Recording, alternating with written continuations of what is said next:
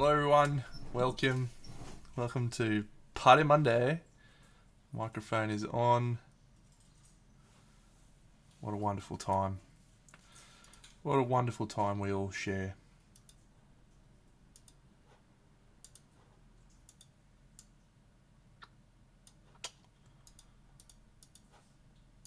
Yes, we're going to do some painting today. Played Marvel Champions yesterday, it was excellent. Nobody other than me thinks that, but that's okay. It's my stream, so I'm the only one who has to like it. This colour's called White Flesh. I might try that.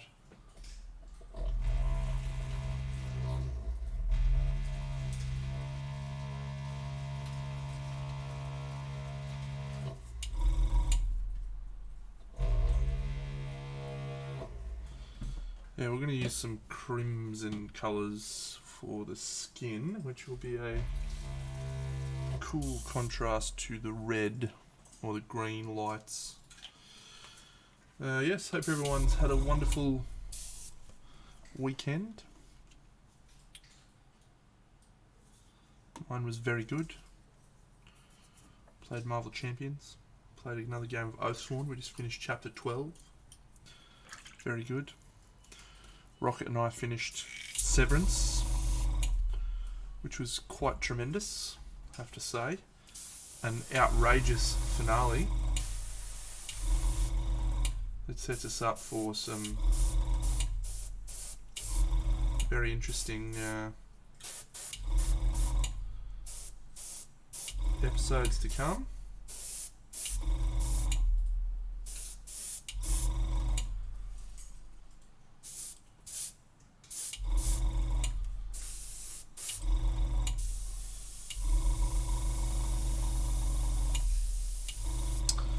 Yeah, very good.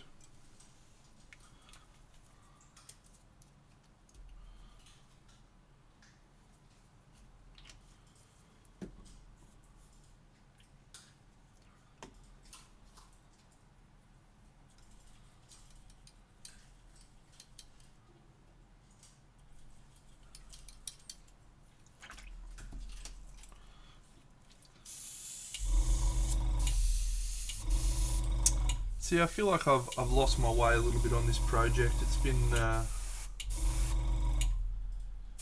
been good in many regards, and then in some regards it hasn't lived up to the expectations that I put on myself, and just creates that g'day Scaraboss. Creates that feeling of disappointment when you haven't quite hit the mark on what you think you could when you first start. Which is a shame, but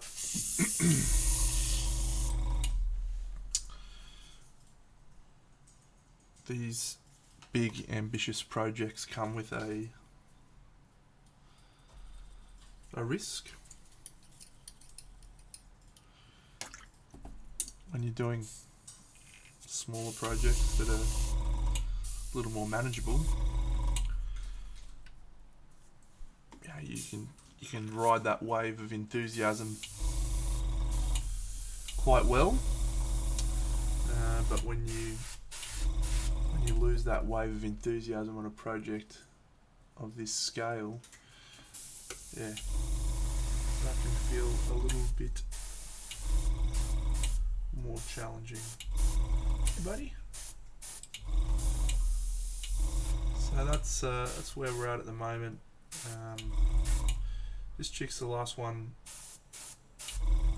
that needs painting at all. There's obviously still work to go on many of them. What happened last week? Last week was it was just a cooked day at work, but I'm sure that contributed to it as well, mate.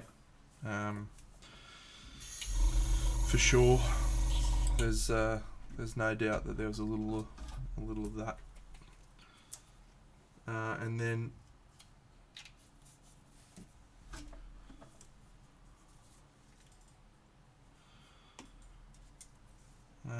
I've made some headway on little bits and pieces on the project, right? I've done some more work on the base, and the base is such a big element that when you start to see that feel a little bit more progressed, you feel a little bit better about everything. So that's a good thing. But yeah, we're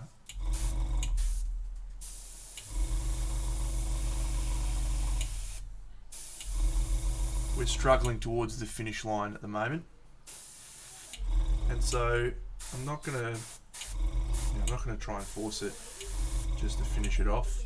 I don't think that's the. I feel like the project probably deserves a little more than that, given I'm enjoying a lot of aspects of it. So,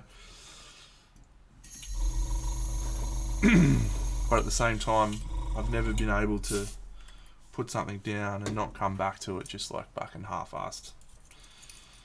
So we either find a way to struggle through, or we try and drop it and then come back to it. So I've given myself a couple of options for painting tonight if I'm not enjoying this. Hey buddy! Hey! I've got some Oathsworn models. Now I'm going to show these off, and these will be spoilers for people who are not interested in seeing Oathsworn spoilers. Please look away. But these are fucking awesome models. Look at these guys. Brrr. What a beast. This chick.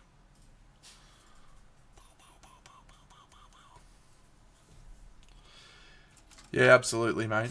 Yeah, there's always that level of finding the last little bit.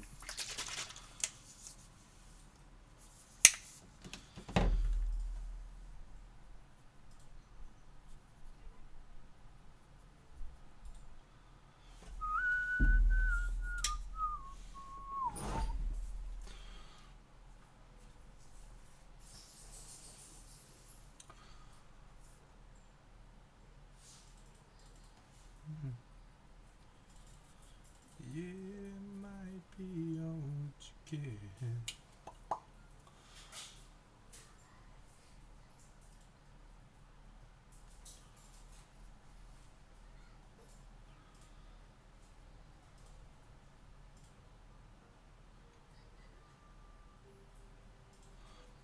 This may be the wrong brush, don't I?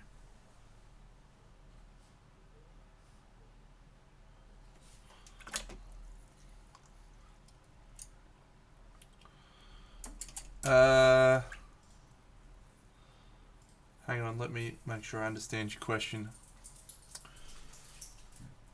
The little nozzle bit, this little bit that comes off, this needs a clean. I don't think it matters too much, mate. I mean, it's just a... Hey, buddy. Do you want to say hello? Come here. No, you don't. Ah. Yeah, I don't think it makes too much of a difference, mate. Because that part has no functional impacts, to my knowledge, to the paint coming out.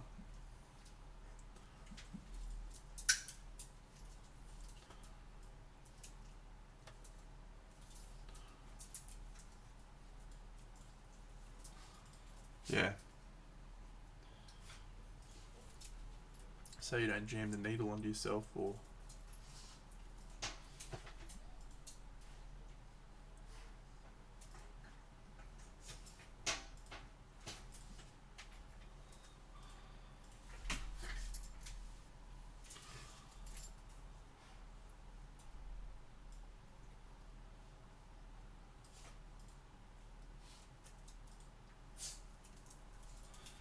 No.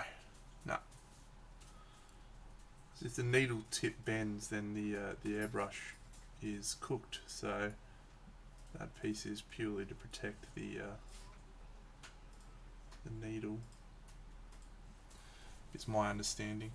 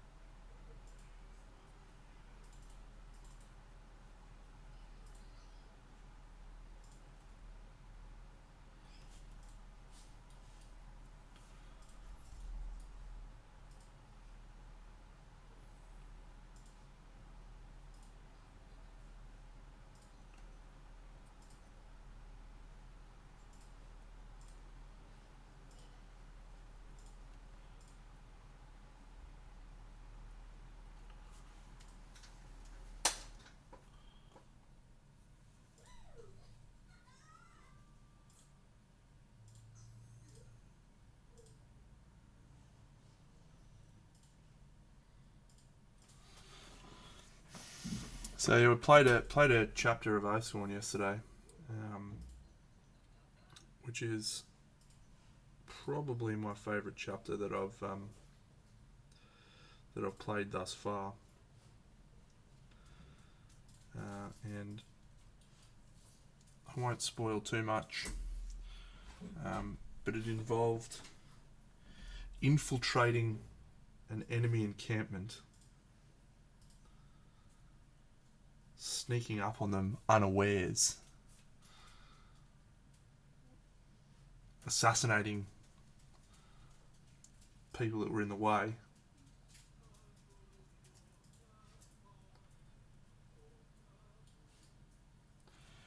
and it was outstanding.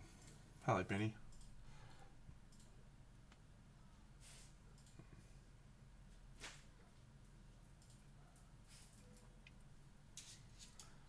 Absolutely outstanding.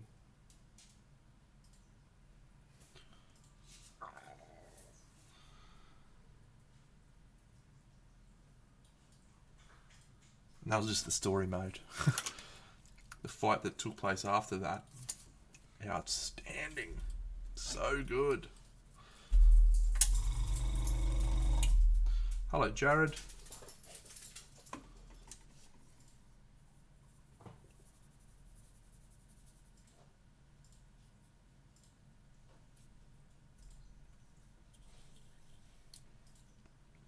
G'day, Mini MF.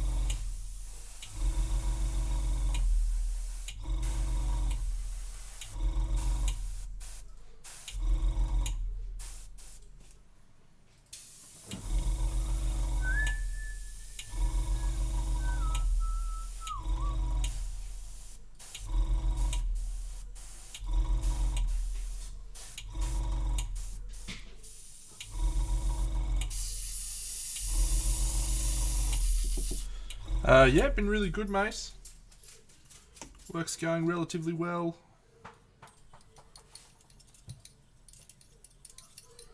Board games are going great.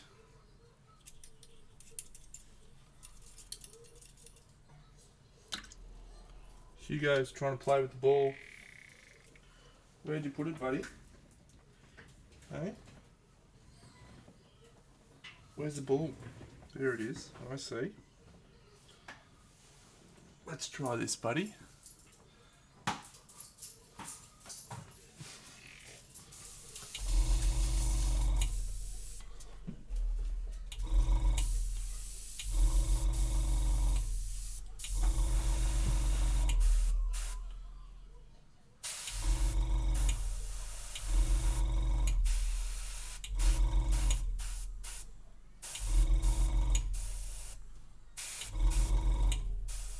Are you growling at me, buddy?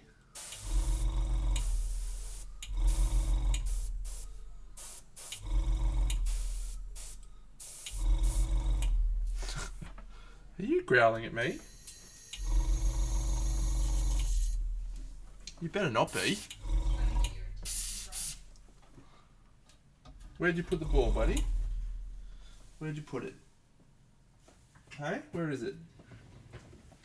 I can't... If you don't give me the ball, I can't do anything with it. Where'd you put it, Buffhead?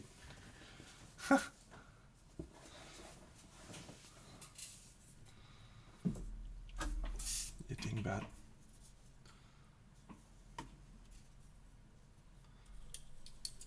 Don't make me pick you up, Hugo.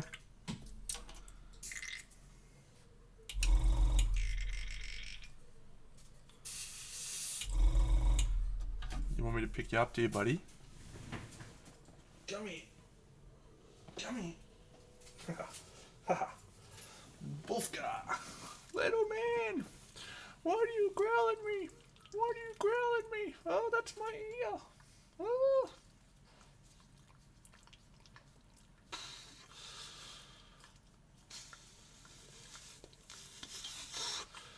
Hey, Rowie. That's a nice licking, buddy.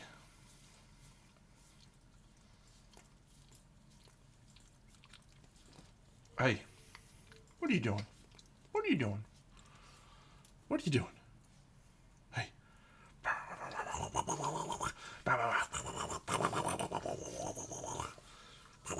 Little man, he's pretty happy that he doesn't have his cone on anymore, aren't you, buddy?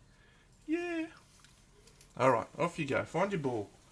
Find your ball. I'll throw your ball for you. Lunatic.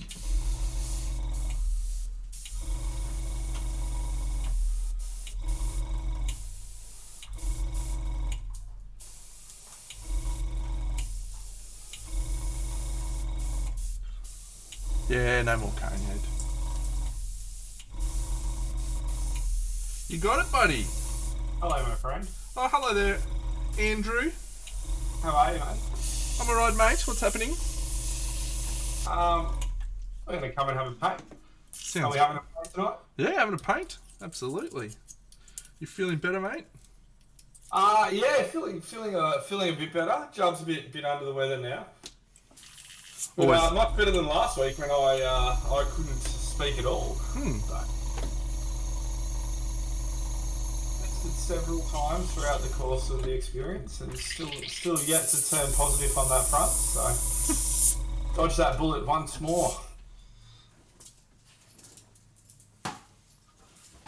Righty. Let me just do some things, and we should be good to go. Let me bring up Twitch. Yeah, might be. How have you been, mate? You get. Mate, I've been well. That's good. Yeah.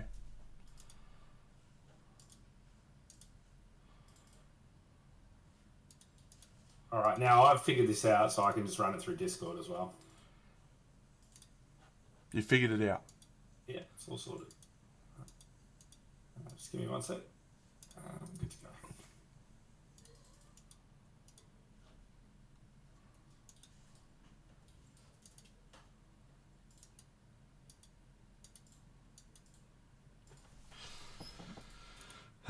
Now, I haven't figured it out. I've got to remember what I did, actually, to figure it out, because it's not working right this second. Seamless Tech Wizards. Yes, Frog Jim, Matt Varnish does, indeed, kill the shadows. Kills a lot of things, mate.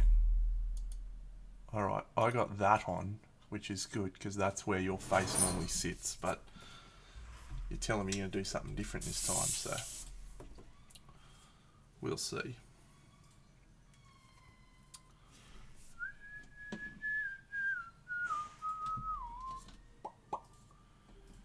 Yeah, might be all you get.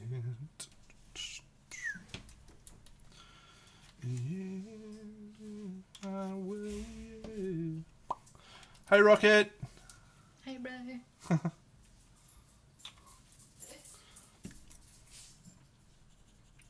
Oh no, Dano.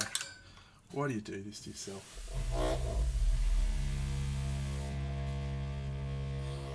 Alright, so here is Matt Varnish 101.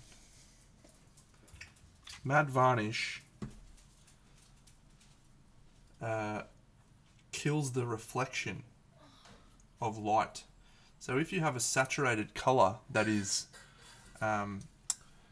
vibrant, then the matte varnish will reduce the intensity of the reflection, which means the colour will actually look less saturated. So one of the things that Alfonso Giraldez likes to talk about is not using matte varnish, because it kills the power of the colour. So when it's shadows, because they're not reflecting as much light, as much of a inverse sort of concept as that is, the shadows are reflecting more light, which means that you're seeing more of the colour, which means you're seeing a stronger shadow than you would if it's reflecting less light. that makes sense.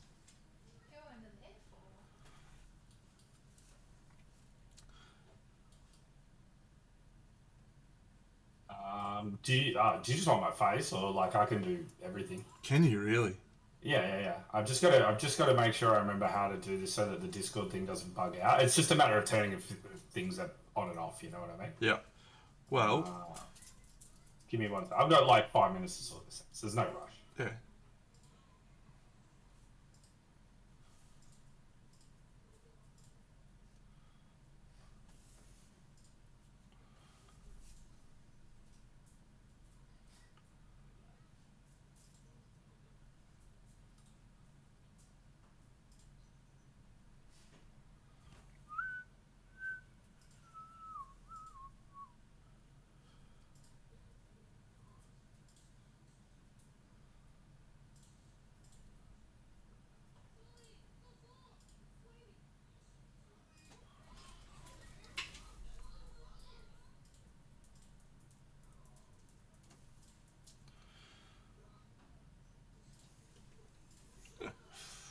Little dickhead.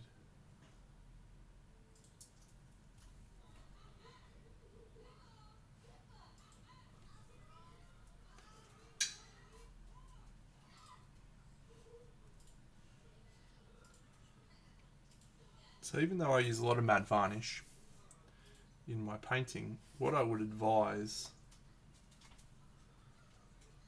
is just be aware of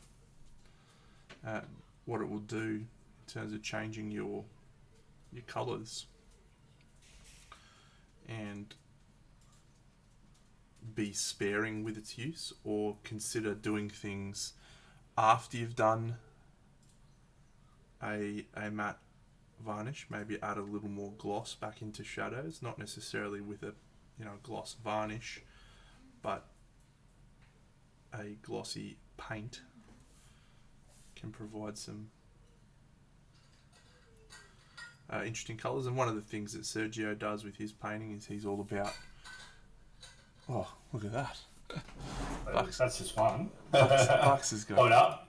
That's just my hand cam. I need to get everything else set up. Yeah, Bucks has got cameras galore.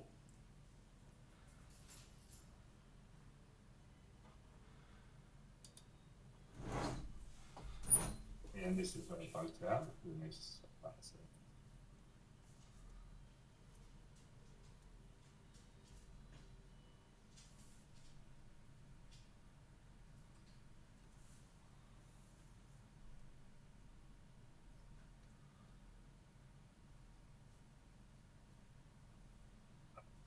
worked out. What it tries to do is it tries to so Discord tries to take my hand cam and then it duplicates off my OBS as well. So it's trying to show the hand cam twice. Yeah. I can't remember what I did to fix it. I probably just screwed around until I fixed it. It shouldn't. If anyone knows in chat, like that'd be great.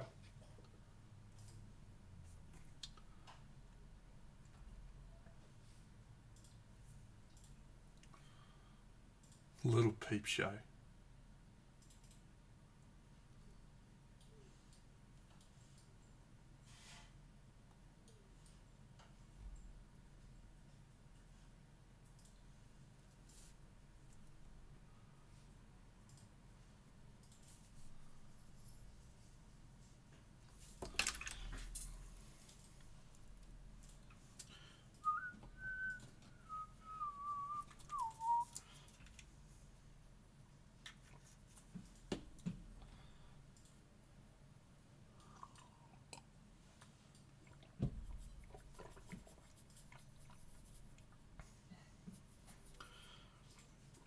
I can honestly tell you, Andy, that I've never once used OBS in the way that you are using OBS, so I'm not much help to you at all. Yeah, because you just go straight from your hand cam, right? Well, I understand how to set all those cameras up in OBS, but I've never used my OBS as a virtual camera, which is what you're doing. So, yes, I don't know what. Hey, you want to say something funny? Yeah. Look, ready? Oh, wait, you can't say it was great. I was going to say, there's a jump cam as well. Jump cam. Yeah, there's jump cam. Nice. In case we need a hot take from the jump.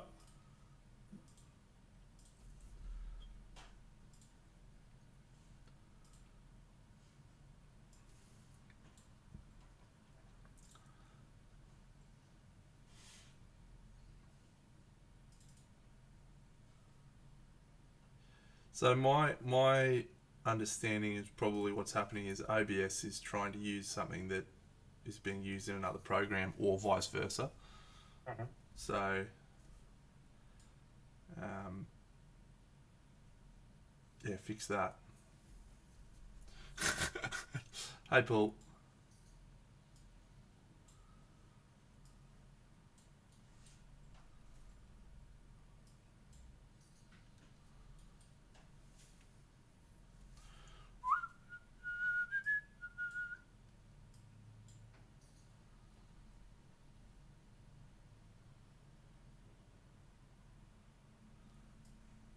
Oh, well done, mate. I only went live today.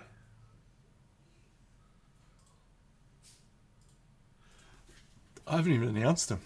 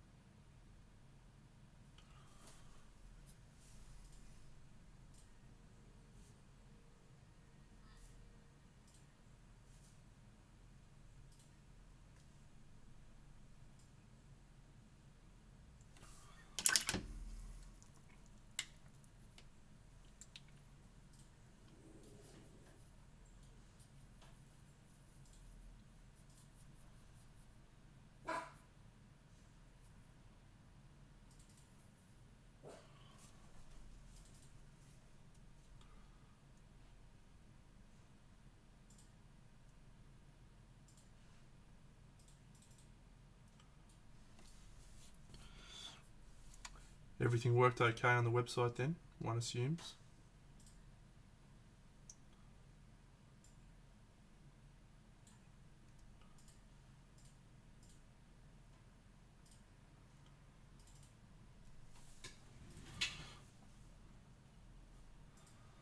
Cool. I am, mate. Yeah, I'm going to head down on Saturday and say g'day to Meg. Haven't seen her in a while. I think I'm going to go out for dinner with her on Saturday night. I'm just going to disconnect and then reconnect. I think that'll help. All right, buddy. Oh, by the way, Rocket, you're invited if you want to come out for dinner with Meg on Saturday night. Sorry, what? I was like, what are you fucking talking about? Megsy's coming up for the weekend for a class. Since when? Why don't you tell me anything? Well, I'm just going out for dinner with her. What do you want me to tell you? Well, isn't it an interesting fact that you would think to mention to me? Well, I just thought to mention it to you literally right now. Okay, well, that's not really very much notice, is it? What, a week?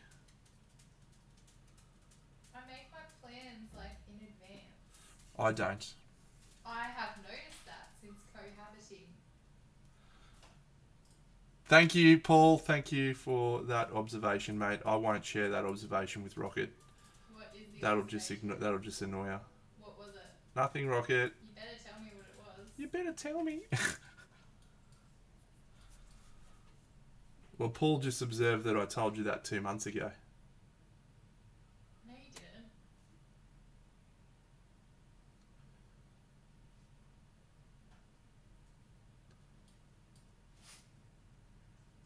Shut up, Paul.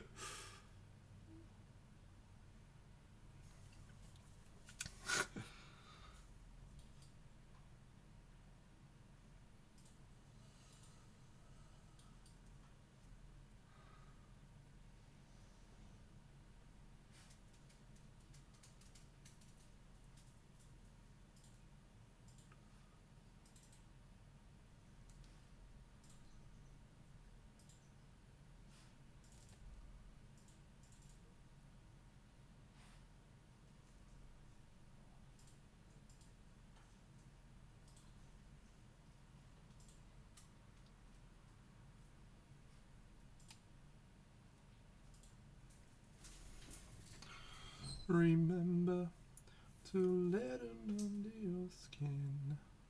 Then you'll begin to make things better. Na na na na na na. Na na na na. Hey Jude. Paul wants you to come to the class on Saturday, bro, so you can provide a critique to one of his models. No, I'm still pissed at Paul for what he just said. She's still pissed at you, mate. She said no. I didn't even know there was a class, so... Well, I'm not attending it. We'll just get this bad boy in focus and we are good to go, sir. Oh, we're good to go, are we? You're beauty. Let's take a hot minute to focus this in, but... Well done. There's a few things that are less than optimal, which is all... I can clear it all out, don't worry about Yeah, it. good. We're not that handicapped. Yes. We're close when it comes Yes. to this, but... You're doing a good job. Do you want me to show you how to do a fancy overlay? You could if you want, but you can show me that one, like, at another time.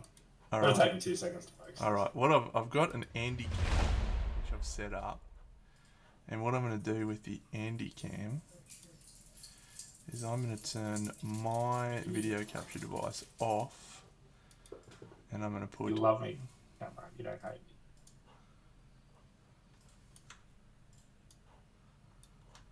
And I'm going to put this filter. This is happening. This is just happening magnificently, if I might add. Oh, look. Listen, everything is about the journey that we go on together. It is, right? mate. It is. And everyone in this stream is coming along for the journey with us. Couldn't have said it better myself, mate. And if we get it wrong along the way, well, that's okay. That is We're okay. not perfect. That's absolutely okay, Andrew. You make a great point, mate. We treat our stream, the Monday Night Party Monday, like we treat our pain. All we can do is endeavour to be better. When this stupid camera wants to focus, we'll be done. You got it on autofocus, or? Yeah. I think it's actually better on autofocus, actually. Interesting. So before this, I had it perfectly focused. Obviously, you saw it, and then it's just because I had to reset some stuff. It's slipped out of focus, and now we just got to find focus. But it usually doesn't take too long to find. So anyway, we can just have a chin wag. All right. Talk Well, rubbish until this focuses in. so look at this. We've got Deno and Andy both on this, but I need to show you how to do this circle, mate, because this circle is where it's at. Oh, look, the circle, yeah, it's very good. All right, but then how do I fucking do that? Hang on, let me think about that. That's a new one. Yeah, how good's that, Benny? All right, so we need to do another window capture. Hey, midweek, Ben and I caught up, and I had this all just humming. Yeah, I believe you, mate. and then nothing, literally nothing has changed, right? What a good boy. Come on, let's go. And it doesn't work, because that's the nature of technology. It is indeed the nature of technology.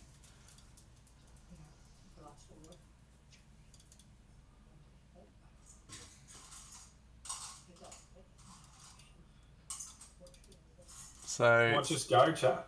yeah, we're having a great. Play some Fooey's in the background. There goes my hero. There goes my hero. Watch him as he goes.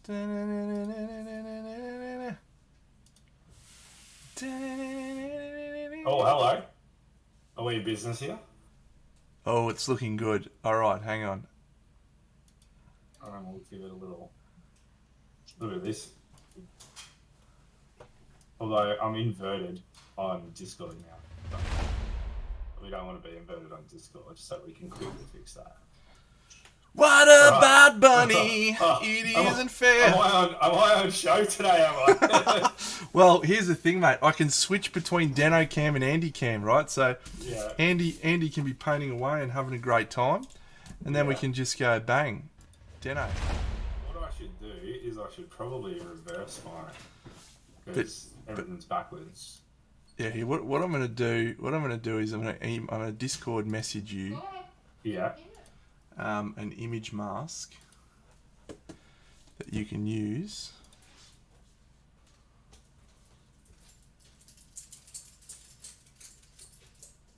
That's just handsome looking barbarian, by the way. So just, oh, maybe that's not the one I use. Maybe it is. Let me see if there's another one.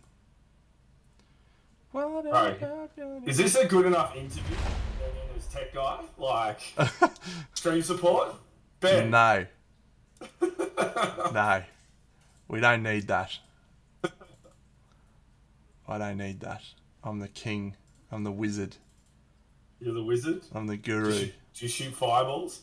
I'm the guru. Alright. Go and download that bad boy, right? Yeah. And then get into your... You send me a photo, bro. That's it. No, I sent you a circle. A black circle. Download that. Go into your OBS. Right click on your face cam. Okay. And go and do it. Save image, right? Yeah, save image. Yeah. Into downloads. Should I? What's this? Is it? Yeah, and then go into OBS. Yeah. Click on your camera thing. My face cam. Yeah, just the actual face cam, and then go filters. Yeah, right click filters. Yep. Yeah, and then there should be a filter that's called image mask / blend. No, there's no filters showing there. All right, click on the filters is actually on the tab just above the sources. Oh yeah, you want that one? Yeah, sure. Yeah, click that one, and then It's the same one that I've yeah, just plus right-clicked. go plus down the bottom left. Yeah. Image mask / blend. Yeah. Select the What's the name of the filter? image mask blend. Yeah. Yeah. So then go. You got to select the image that I just uploaded. Yeah, just please specify the name of the filter. Yeah, cool. Call it that. Yeah, cool. Yeah. So then go on path. Just click that Yeah. that one. Yeah, and go browse. Yeah. Yeah. Browse. Pick up the one you just downloaded. Yeah, sure. Yeah. All right. Yeah, it's just a square right now. Okay. Change the alpha mask to be alpha channel. Yep. Oh, hello. Ow, look at me. Look at me now. Circle Andy on the go. Look at that. Look All at right. that. All right. Straight at All the right. webcam. All right. It's fucking Hello, team. happening. It's happening. It's happening. We're doing it, mate. Can we change the title of tonight's stream to building saturation generation from the ground up with Trent Dennison and Andrew Buckley? Yes. All right. I need to go and fuck around with that image mask now for my own one, but that's okay because we got it. We've worked it out, mate. We're set. We've done it. We're Excellent. set. And now I'll probably pull myself like. Well, I probably won't say it like that, will I, chat? That's a bit saucy. Pull I'll yourself. pull myself. Where do you want? No, stay where you are. Stay where you are. Yeah, but right now everything's inverted for me, so it's going to be weird as for when people ask me to like move, if they ever ask me to move stuff. So No one's gonna ask you to move stuff, mate. they might be like, bro, give us a look at that under angle. Is it painted? Did you paint the back? Nick and Jaguar, what we're doing, mate. See you, Bunny. What we're doing, mate, is we're setting it up so that you can now view Andy's camera as well as mine, should you need to. And you can actually see what Andy is painting at any given moment. Which I think is a wonderful, wonderful thing. Yeah. Oh. If only Andy could figure out how to get his camera to autofocus instead of manual focus. Dog. Yeah. I'm not. It should just be autofocus is on, man. It's literally on. I don't believe you. All right. Well, I'll turn it to manual focus and then I'll flick it back to autofocus.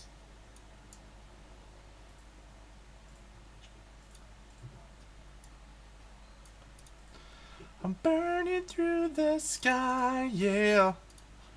200 degrees is why they call me Mr. Oh, there we go. Pow. Look at that. Fahrenheit. Is that good enough? Good enough. It'll do.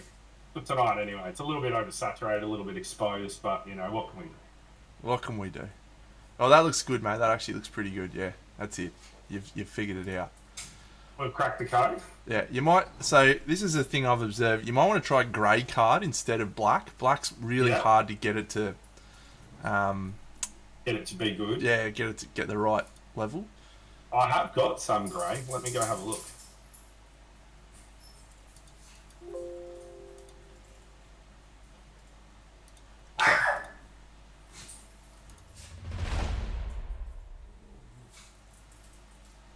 All of our card stock here in this league. We've got some still some. Oh, come on. Come on, get around me. Get around him.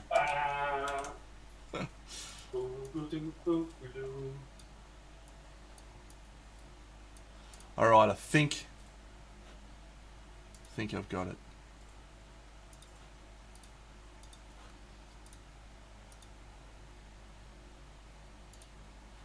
Oh, Bun was here. Hey, Bun, I haven't spoken to you in ages, bro. Oh, look, that's so close. That one's mine, Randall. That one's mine.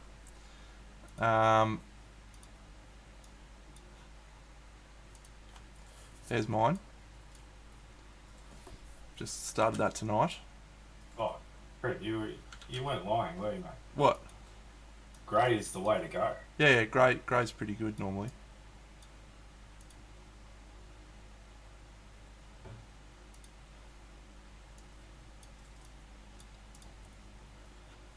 We're a little bit oversaturated. People should listen to me more, I reckon. Well, maybe I agree. Maybe I don't. Oh, look, I've got it. It's so close. Look at that. It's so close. Oh, Man, that is... Okay, let's switch over to Bucks Cam for a bit. Look at this. Look at what we're working with now, Bucksy. that's not bad, is it? That's alright, mate. So we're getting there. We're doing this as a team. It's a team saturation generation collaboration. I probably need to get a little more zoomed in, ideally. But this is a nice starting spot, right? Yeah, good starting spot. Yeah. Hey, buddy. All right, let us commence painting. I've had enough fucking about with that thing for a bit. Yeah. Hey, buddy. All right. Well, I'm going to take this barbarian off the screen now because I can't be bothered doing anything with him. But anyway, people at home, this is what I'm painting right now. I'm painting the Mighty Breast from a wonderful company called Black Sun Miniatures. This guy is massive, by the way, Trent. He is massive, eh? This man. Huh? He's massive, eh? In going through and painting this myself, I understand some of the choices you made on electing to let the airbrush do a bit of work for you on this one, because my God, he goes for days. Yeah, he's a big boy.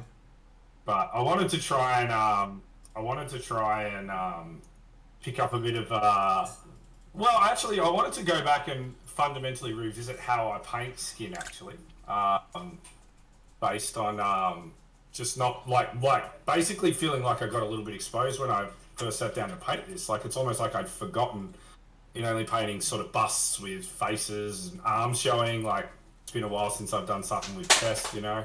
Yeah. So yeah, so I actually dug into our old friend Miniature Mentor, pulled up Mark Masculine's tutorial and just thought, hey, maybe it's time to get back to some fundamentals and play around with some tornadoes. So Bit of tornado, you reckon? yeah, a bit of tornado. I think it's always good to be challenging yourself. It's you never want to get too comfortable. It's comfortable is probably a little bit the opposite of growth, and it's probably no secret that right now what I'm interested in most is growth and growing as a painter. So I felt that it was a good opportunity to do that. Shit, Bunny and Ben got new lamps. What are we gonna do? Yeah, very nice. Did you get Nialties? The ones that I linked you the other week? Niafties or whatever?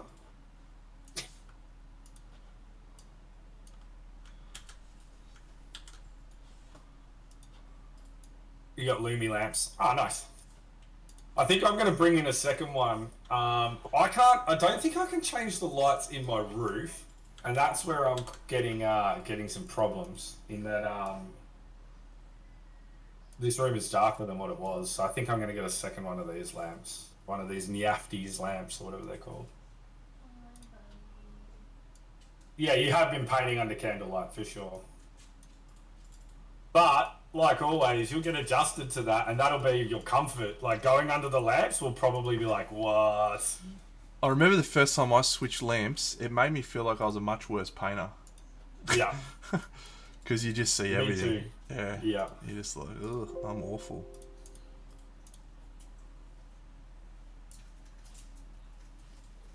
I think I'm also sort of simultaneously painting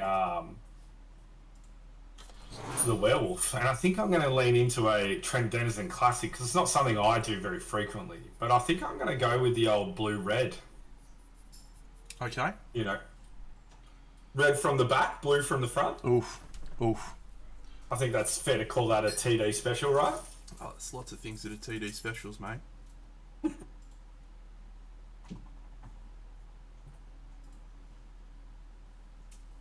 Seem to recall you have used this a few times.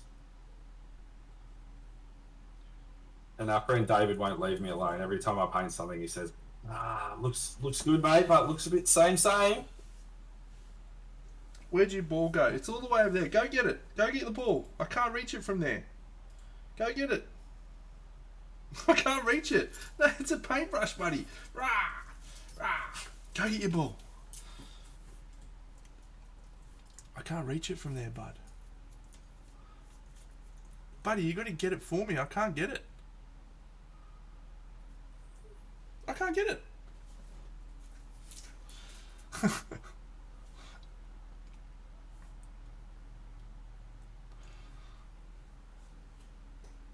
Yeah, it feels nice to be painting again, mate. That's good. Good sign. Excuse me. Hey, Rocket. Hello.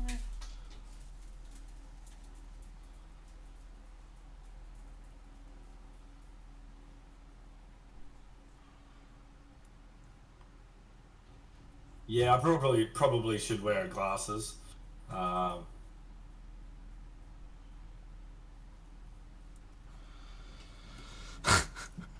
Bunny, you just posting pictures of that guy. He definitely is. Yep. Has he released any new works? Yeah. I'd like to see more works from him, actually. He's only uploaded 34 projects so far, so, you know, he needs to probably improve his output, I think. In a rather rapid space, actually, right? I don't know how he finds the time to put together that many works, you know?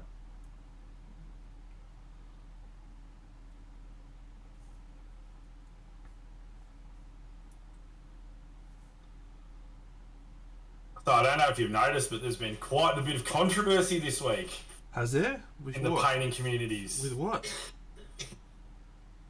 How many people who are watching us right now are keeping up to date with the saga of the slap chop? Oh, what's happening on Slapchop? Or should I call it Grisaille? Well, I think there's some videos flying around back and forth. There's some shots being fired. There's some misinformed videos being made before doing research. So it's quite interesting. I listened to Honest Rob the Wargamer's retort today to some of the things that I think Tabletop Titans had said about him. I think a lot of people had missed the memo that he was sort of memeing a bit when he said, you know, slap chop, this, that, and the other.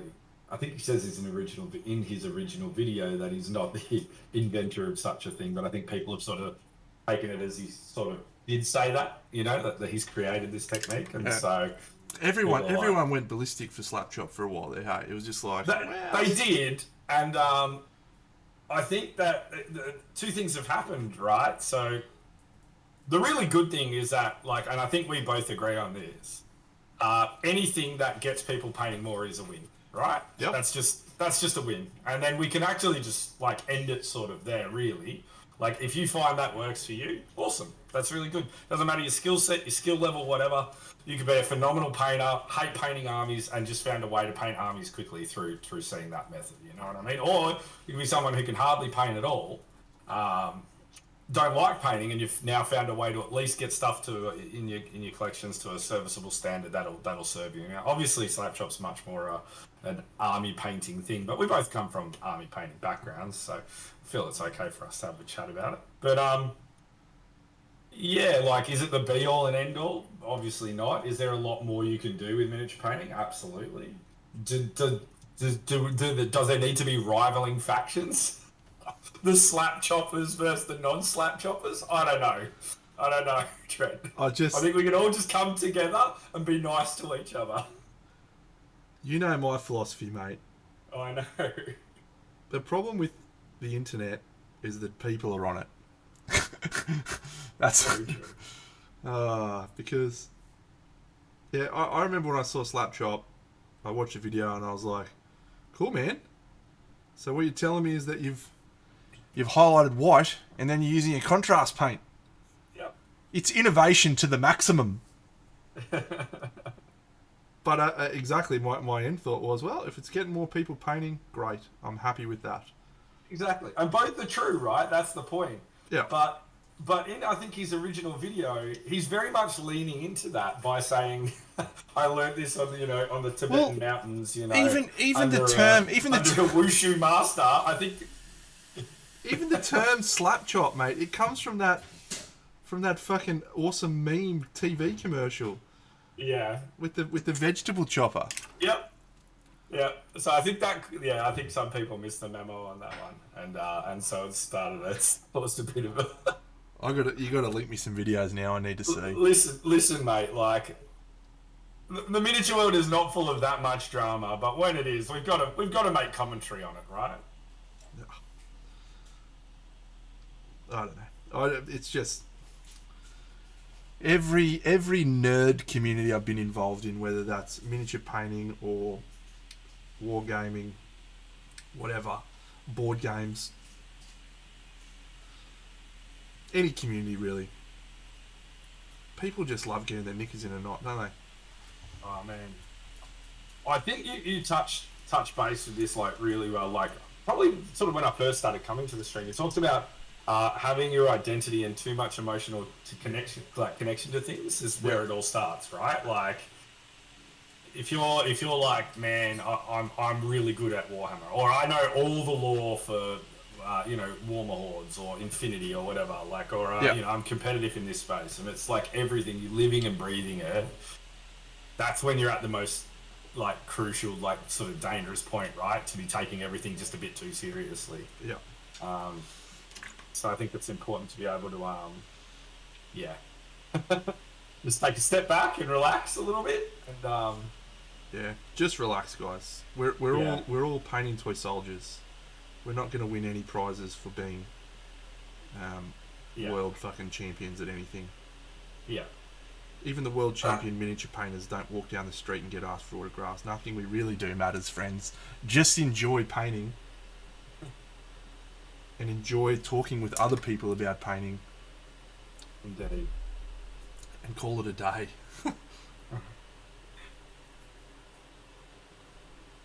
It's torturous sometimes, eh?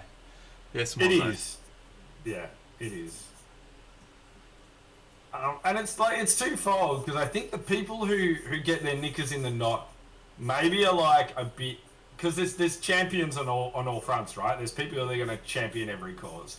I understand that, man. Like, your favorite YouTuber or whatever comes out and says something, you love them, you maybe blindly love them, so you're going to stand with them on whatever front they take. You know what I mean? But I think you just got to be careful who you're sort of preaching that to at times, like in anything in life, right?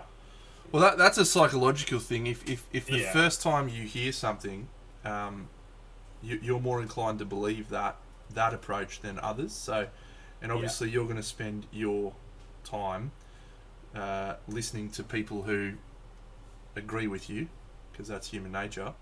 So you're more likely to then defend your position vehemently because, if a guy says slap chop's the greatest thing since sliced bread, and you're a big fan of the guy who says that, you're naturally going to believe that to be true and everyone else is wrong. It's just crazy, mate. It's another classic one, right? Is like, if you're, I think this is a pretty decent piece of advice. But if you're in any sort of space where you're sort of trading knowledge, information, or skill sets or whatever, I think it always pays to just ask questions of the person you're chatting to before you start going into your own knowledge and stuff, right? So it's like, it's sort of being less inwardly focused and more outwardly focused. So like, I guess the first time that I talk to someone, if I'm going to talk to them about miniature painting, I'm not going to talk to them about my miniature painting. I'm going to talk to them about their miniature painting, because that's going to inform how I talk to them about my miniature painting, right? Yeah. So I think that's a pretty healthy piece of advice for a lot of these people as well, is just, I find myself, when I'm on Facebook, when I'm occasionally scrolling Facebook looking for board games to buy or whatever else I'm doing on there. Yeah. And you just see people commenting on posts, right? Mm-hmm. And I actually don't see that much of it anymore because, I think I've talked about this before. You run a very, very tight ship. I do run a tight ship. I've unfollowed everyone. I just don't follow people on there. I follow pages that I'm interested in, and nothing else. So every now and then it'll be like, someone's posting on this thread, or that it'll be in a board games forum that I'm in a part of, and mate, people just want to fire up. Yeah. It's just, the internet's just a pissing contest of everything. There's a lot of championing, isn't there? That's what I mean. There's a lot of people who kind of want to be noticed by someone usually, and pick up their cause and just run with it like crazy. And it's like, wow, like. And do you know like, you see someone post something that's wrong, and all you want to do is jump on there and say, "You're wrong." Yeah. That's all anyone ever wants to do. Well, actually, you're wrong. And I guarantee you, with the actually, I guarantee you, the moment you realise what you're doing and just go, you know what, I'm just going to scroll on past that, because there's no value. I'm going to spend 15 minutes of my life composing a reply that's going to tell that guy he's wrong. Yeah. And then he's going to come back and say, well, actually, you're wrong and this is why. And then it's going to... You're going to return the favour, and then you're going to be caught in this doom cycle of, actually each other. Yeah. And then people like bystanders like me come along and just read all the comments and get immediately stupider for it. Yeah. Without actually ever participating in the conversation. And then I'm sitting there going, what have I done with my life for the last 25 minutes? Yeah. What am I doing with myself? Just... Yeah. Find a way to just pick yourself up and move on and go, you know what? I don't need that in my life. You know what? Not for me. Not for me. I want a really powerful red for doing the old red light from behind. Let's go over to Buckscam and see what ended everyone. Wow. Right now, I'm probably not focused, but right now I'm painting this. Yeah, we're really out of focus, but that's... There we go. Look at that. That's the ticket. Beautiful. Right now we're painting this werewolf from Hera. This has gone through a couple of different colour variations at the moment. So right now I'm just thinking about putting some red into the back of it. Often it's probably better to sort of paint the whole back and then put the red in over the top after applying some whites, right? But I feel like I want a really strong red all the way through the back, so I figure I'll lay in some colour to start with, then throw some highlights, then throw some stronger red down, some translucency. Cool. But also right now I'm just in a bit of a funk for painting. Look at this, Rocket. We're on Buckscam. That's what Bucks is painting. Cool. So yeah, it is cool, eh? I did paint a couple of things last week, though, when I was sick. I painted mean tweets, and I painted an orc. Yeah, why don't you share your mean tweets with everyone? Because I thought that was excellent. Thank you. Let's go get mean tweets. We can probably even share Targa the Dwarf as well. We never really saw that finished on cam. Did you do the Deno basing strategy?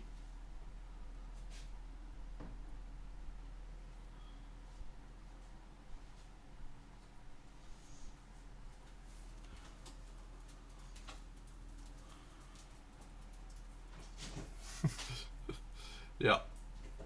Yeah, Rocket doesn't enjoy very many things that I enjoy, mate. Right, how's this one looking?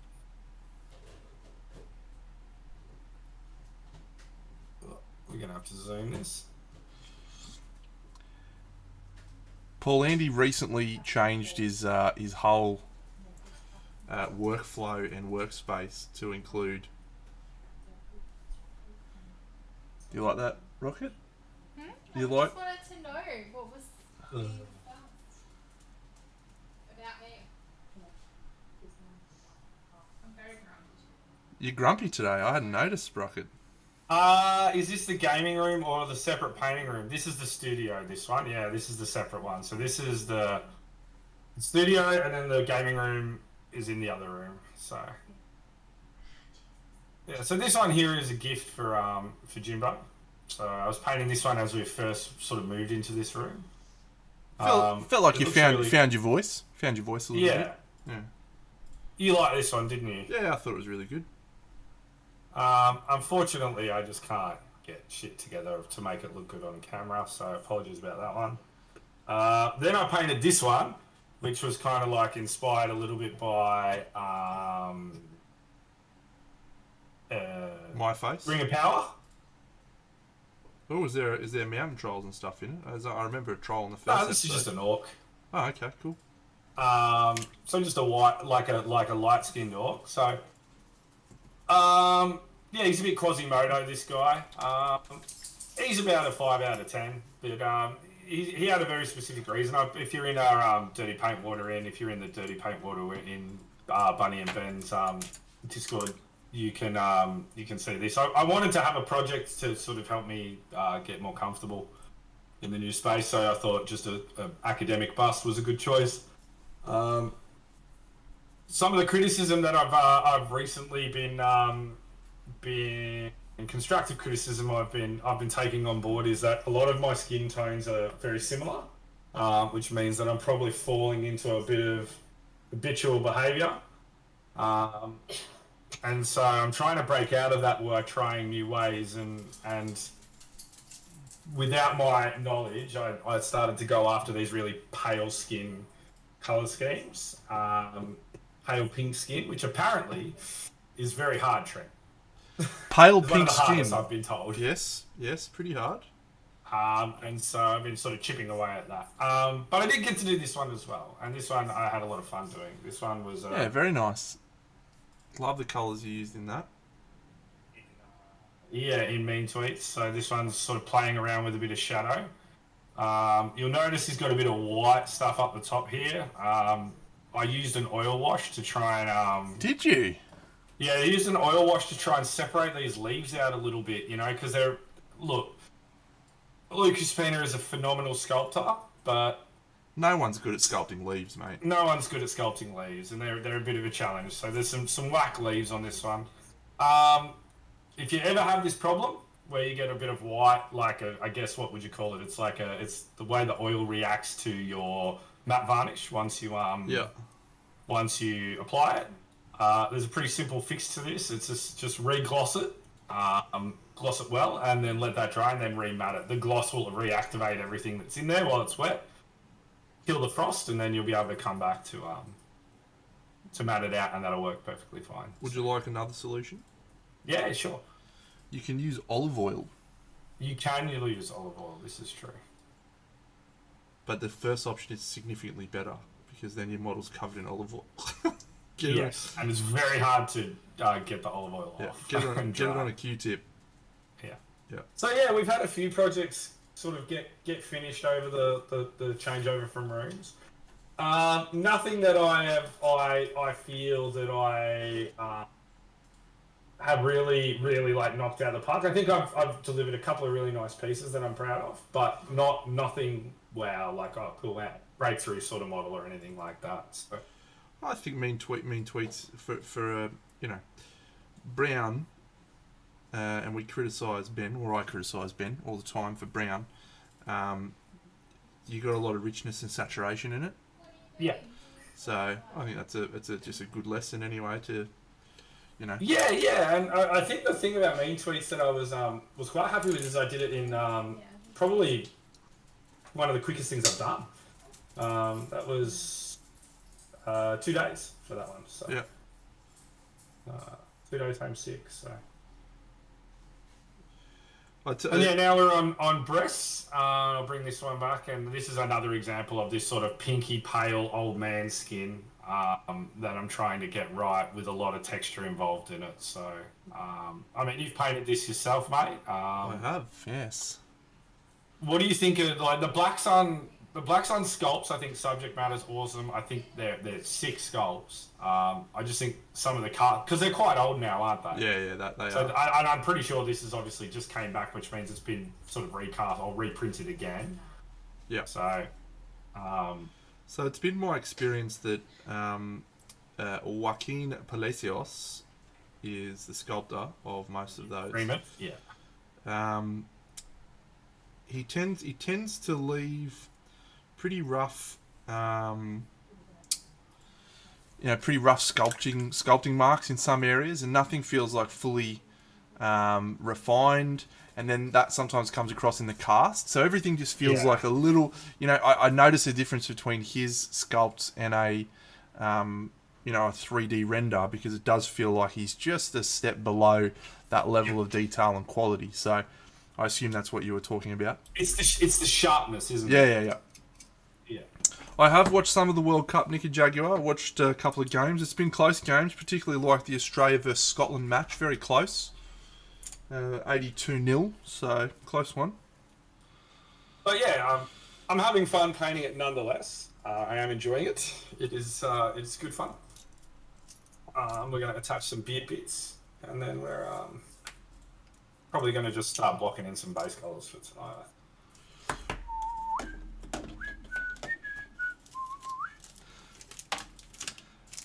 I was saying to Rocket, because we're excited about the Women's World Cup, because it probably will be interesting to watch, more interesting than men's anyway. The problem with the Men's World Cup in rugby league is it is just irrelevant until the quarterfinals. It just there's no interest in any game because everyone else is so shit compared to Australia and New Zealand. It's just awful. And the gap between Australia and New Zealand is quite decent as well, isn't it? It has been in the past, yeah. I think they're looking okay this year, New Zealand, but yeah, it's still a gap. So yeah, you can go and watch a couple of good harkers. You can watch Sippy Tau and the other ones, but it's punishing. It's punishing. So I've watched a few bits and pieces and watched a few highlights to see some cool tries and stuff, but until the quarterfinals, I have no real interest in what's happening over there. But apparently the Cricket World Cup's on at the same time. I wasn't aware of that. I wasn't following closely, obviously, the cricket because it's not cricket season, so it's been rugby league. So I knew the World Cup was coming up because they were advertising it on KO, but. I'm taking punts on how long it takes me to knock over this fresh bottle of Instaset. Seconds. Let's switch over to DenoCam. Fresh. So I'm cleaning my airbrush out. It's not interesting. Andy's would have been more interesting, but. Well, I'm just attaching a beard, so maybe not. And it's going to take me a hot minute to get used to doing things on camera. Oh yeah, it is. For just shit you for the next little while. Look, I think Des getting fired was unfortunate for Des, and he's a good dude, but you'd have to say the club needs something, a shake-up of some description, because fuck me. Which club is this? Oh, Manly. The Manly Warringah Sea Eagles. They got rid of their sacked the coach, sacked him. Yeah, St Kilda just did the same. Did they? They did, and they went back to Went back to what's his name, Ross Lyon, Ah, 2007. So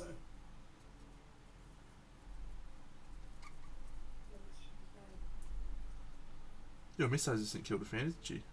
he comes from a St Kilda household, but she's not a St Kilda fan. Ah, who's she follow? Big time St Kilda. She's a Hawthorn supporter. Hawks, that's right.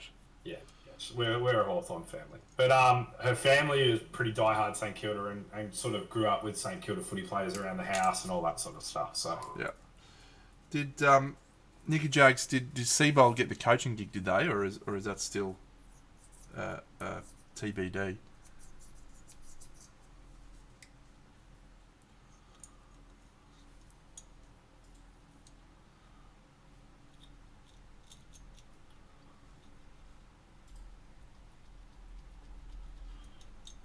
Wow. That's an awful hiring decision. bad coach. Oh, the guy was chopping up the Broncos players' misses Oh no. as a coach. Yeah, 100% as a coach. Yeah, he was chopping up one of the players' misses. Yeah, that's The club went from playing in the grand final to 2 years later winning the wooden spoon under his watch. It was just, Yeah. it was one of the worst. disaster. Oh,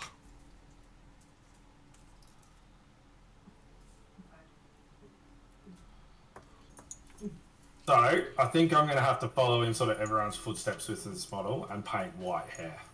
good. You just kind of have to, don't you? Yeah, He's an old barbarian. He's an old barbarian. He's a white-headed man. But I'm going to come in from a green angle. So everyone, I assume you've seen all of the talk of Crimson Brush all over my socials. We'll continue to be advertising it all over the socials. Should be good. Should be good times. You looking forward to it, Bucks? What are you looking forward to the most? I'm so excited. Hmm. What am I looking forward to most?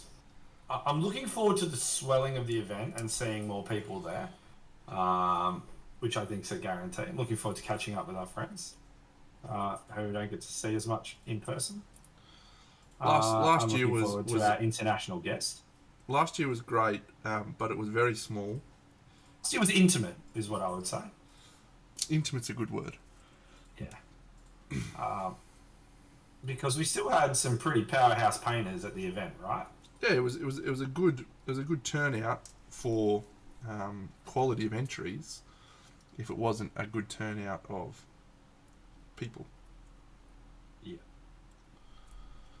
I think we had 12 total entrants.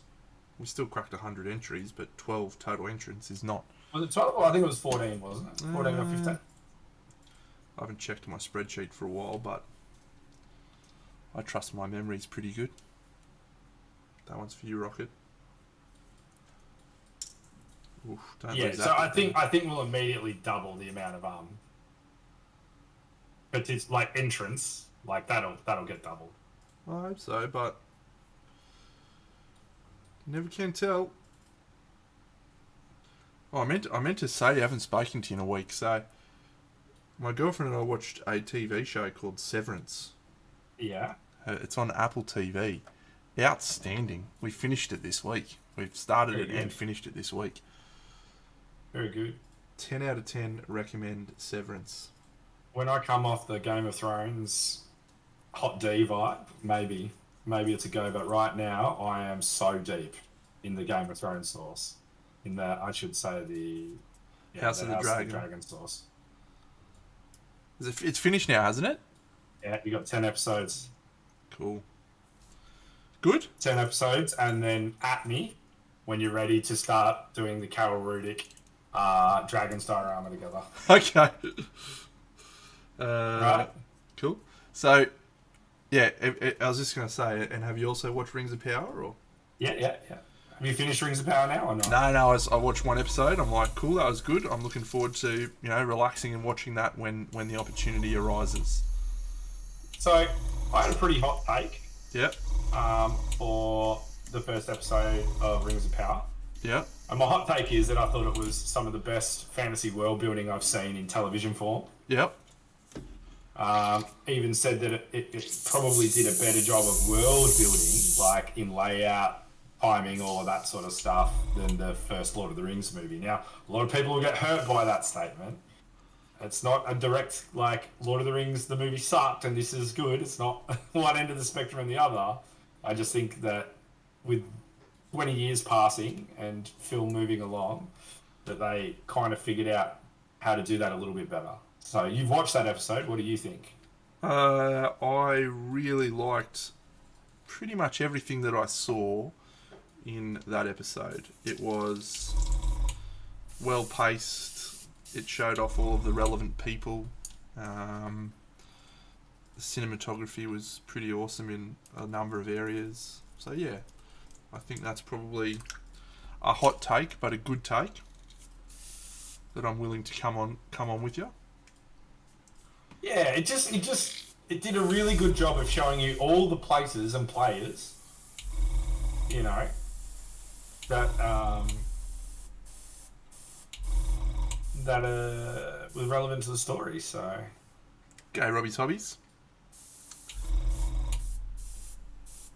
Yeah, Elrond's head is certainly fat, but all I can think about when I watched it was, no, now it ends. From fucking Game of Thrones, Ned Stark Jr. Right. Why did he have to do it to Arthur Dane, the greatest knight? The greatest swordsman of Yeah. all time. The sword of the what is it? Sword of the morning? Yeah. Yeah, fuck. No, That was it his name. ends. His name was the morning. What was it? The morning thinger. And then his sword had a name too. Very famous. No, I'm pretty sure. He was known as the Sword of the Morning. Yeah, Rocket just told me he's known as the Sword of the Morning. Yeah. He's called Sword of the Morning. That's his name. Yeah, And then his yeah. sword has its name as well, like its own name. No, now it ends.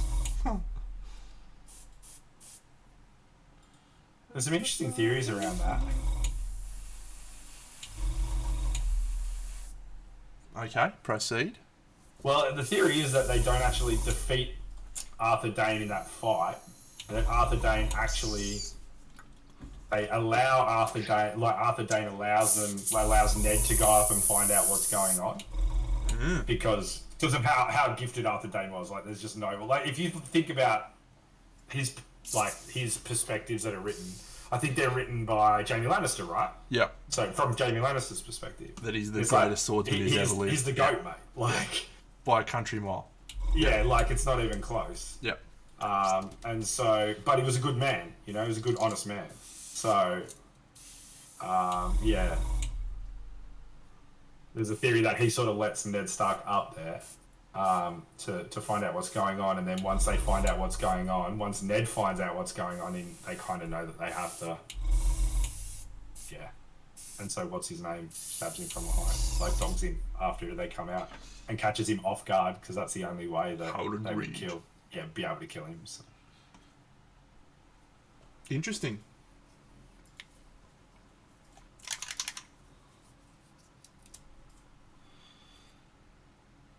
Rocket just finished book 3. Very good. Is that right, Rocket? What? Book 3, part 1 of Game of Thrones. Is that what you just finished? No? Didn't you finish it like not long ago? I've read all of the books. Yeah, but you just for the second time or something. Oh, yeah, no, it wasn't. Who's Rocket's favourite character? Jamie Lannister. I don't remember. That was like 6 months ago. The hero arc of Jaime Lannister. No, villain of villains. Jamie Lannister's my favourite. Is he really? Yeah, she hates him. No, I don't. You're really bothering me today. You just make shit up all the time. I just make shit up.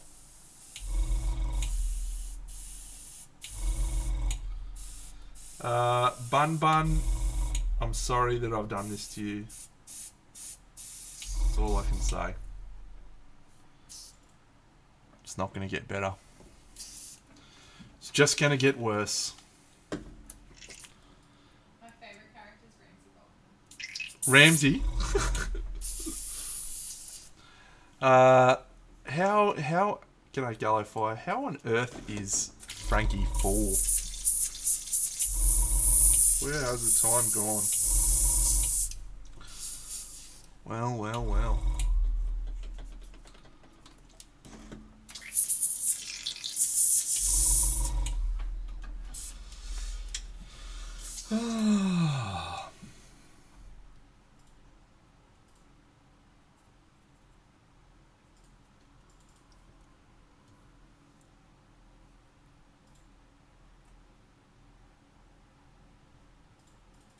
I know, but anyway, it was a big tangent actually, because yeah, we were talking about Crimson Brush. So no, I'm excited. Yeah, most excited for those sort of things. I'm excited, as always, excited for the painting aspect. I'm really excited to see what everyone takes, because I think everyone's probably like, well, everyone that I talk to is probably going to take a piece that they're not going to show people, right? Like, and it's going to be a bit of a piece for the show. I think that adds like a nice, interesting element to the event. I'm looking forward. It's going to be a shame not seeing any new work from DC for the weekend, you know? Well, I reckon he'll bring something up regardless, right? Maybe. I'm looking forward to not judging. I'll bet. I always feel like a bit of an imposter when you're judging. I don't think you should feel like an imposter. You've judged so many things now. Yes, I know, mate. And you've done such a good job at it. Like, I've done an okay job at it, but you know, oh, when you're I sitting think you're there selling with, yourself a bit when you're short sitting there with yeah. Sebastian and just like, who's one of the greatest painters that's ever, miniature painters, walked the face of the planet, Yeah. to be like, no, Sebastian, I think you're wrong. You just feel like an absolute spud sometimes. Yeah, but where you guys disagreed, funnily enough, was more in the creative elements, which is where you should disagree, because you both have different things that you look for and like, right? So Yeah. and that's like, no matter how much we try to be like, you know, we talked about this with Radav, right? Like, no matter how much we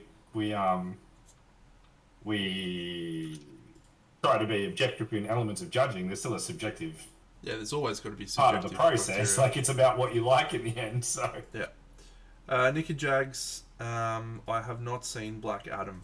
I don't know if I'll see it at the cinemas. I'll probably just wait until it comes out on some streaming service. DC's pretty much lost me in the old cinema world. did you end up seeing Suicide Squad 2 Nope. at the cinema? Nope.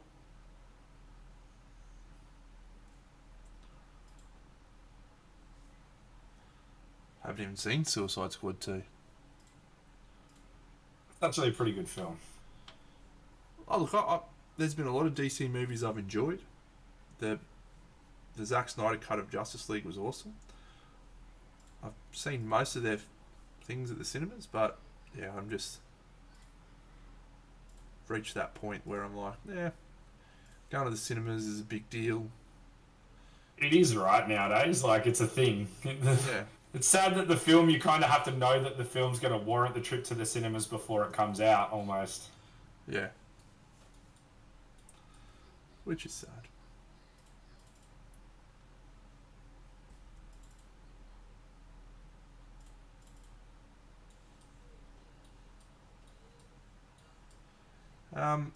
There's been a couple of great models released the last few weeks, isn't there? Well, let's just why are you being so what's the word I'm looking here for? So so apprehensive about a couple there. So conservative. There's been a lot of great models that's come out, I think. Yep. I think that whole Squidmar release is going to be absolutely banger. Yeah, I'm looking forward to the Squidmar Kickstarter. Is that a potential diorama? Certainly It feels got like one. certainly got to be a conversation, isn't it? It does. I'm pretty comfortable in saying that it's got probably two of my... Hey, Jan, how are you? I'm pretty comfortable in saying that it's probably got two of my most favourite sculpts I've seen in it. Really? The owl? Yep. Do you like the owl? The owl's great. I love the owl, but I really like the orc. Both the orcs, but the one that's kind of hanging onto the tree stump. You know that one? The one that 8th Army did? Yeah, yep. I really like that one. I love the one sitting in the woods, but I feel that that's a stamina piece, right? Eric Swinson did such a sick job on it. And even, was it Little Legend, I think, did a version of it too? Yeah. So they were both, was it, no, not Little Legend, it was... Nico Dees. Yeah, Nico Dees, I think, wasn't it? Yeah. Is he French? Yeah. Yeah, He teaches a class with that bust that everyone's painted, right? With the wavy sort of hair and the he's like a dorky looking knight type character. Yeah. Yeah, both did great jobs, but no, for me it's the other orc, and then it's the barbarian dude with the giant sword, mate. The barbarian dude is an absolute baller. Yeah, that looks like it looks like you could do a sick version of it, kind of based on Tusk from Killer Instinct or something like that. That's where I'm going with it anyway. Yeah, some absolutely awesome figures, and it's it's interesting. Like, what's Squidmar's how do I phrase this in a way that doesn't come across as me sounding like a dickhead? Wonder what Squidmar's real passion is, right? Because I reckon I can just throw it. I get the feeling Right. it's actually like display painting and world creating and stuff, but he's built himself that market of I'm a Warhammer guy, and he now has to sort of live in that space because that's his job. He, like many who has a very strong driver to be the best they can be at something, I think how a lot of people end up in either display painting or competitive gaming. Yeah. Yeah. And I think you can probably see that evident in his channel, how successful his channel has been. You need to move Bress up or your camera back. Yeah. Sorry. There we go.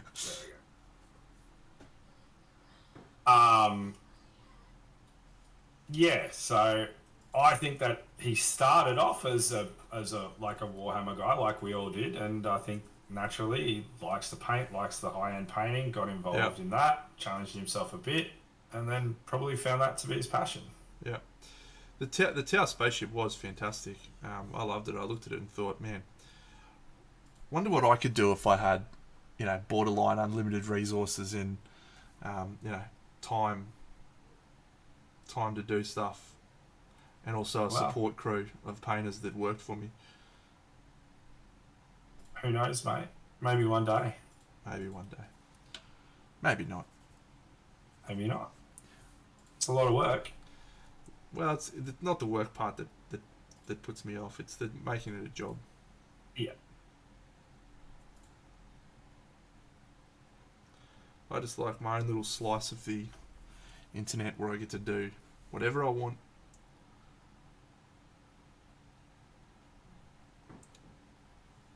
People can come and watch if they'd like. Come and chat if they want.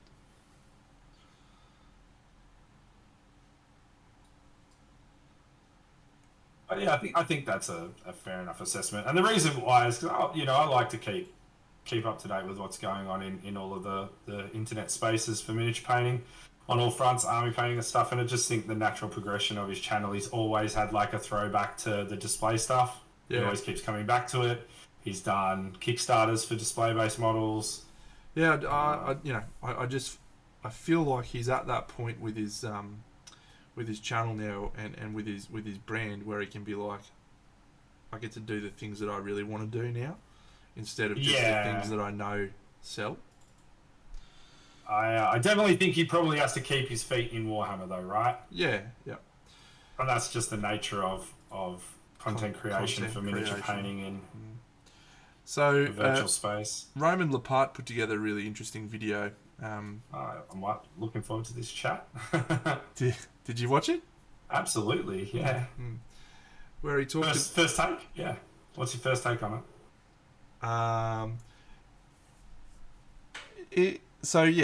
Let me... I've got a healthy ego, right, as I'm sure you know. Yeah. Rocket's having a chuckle over there.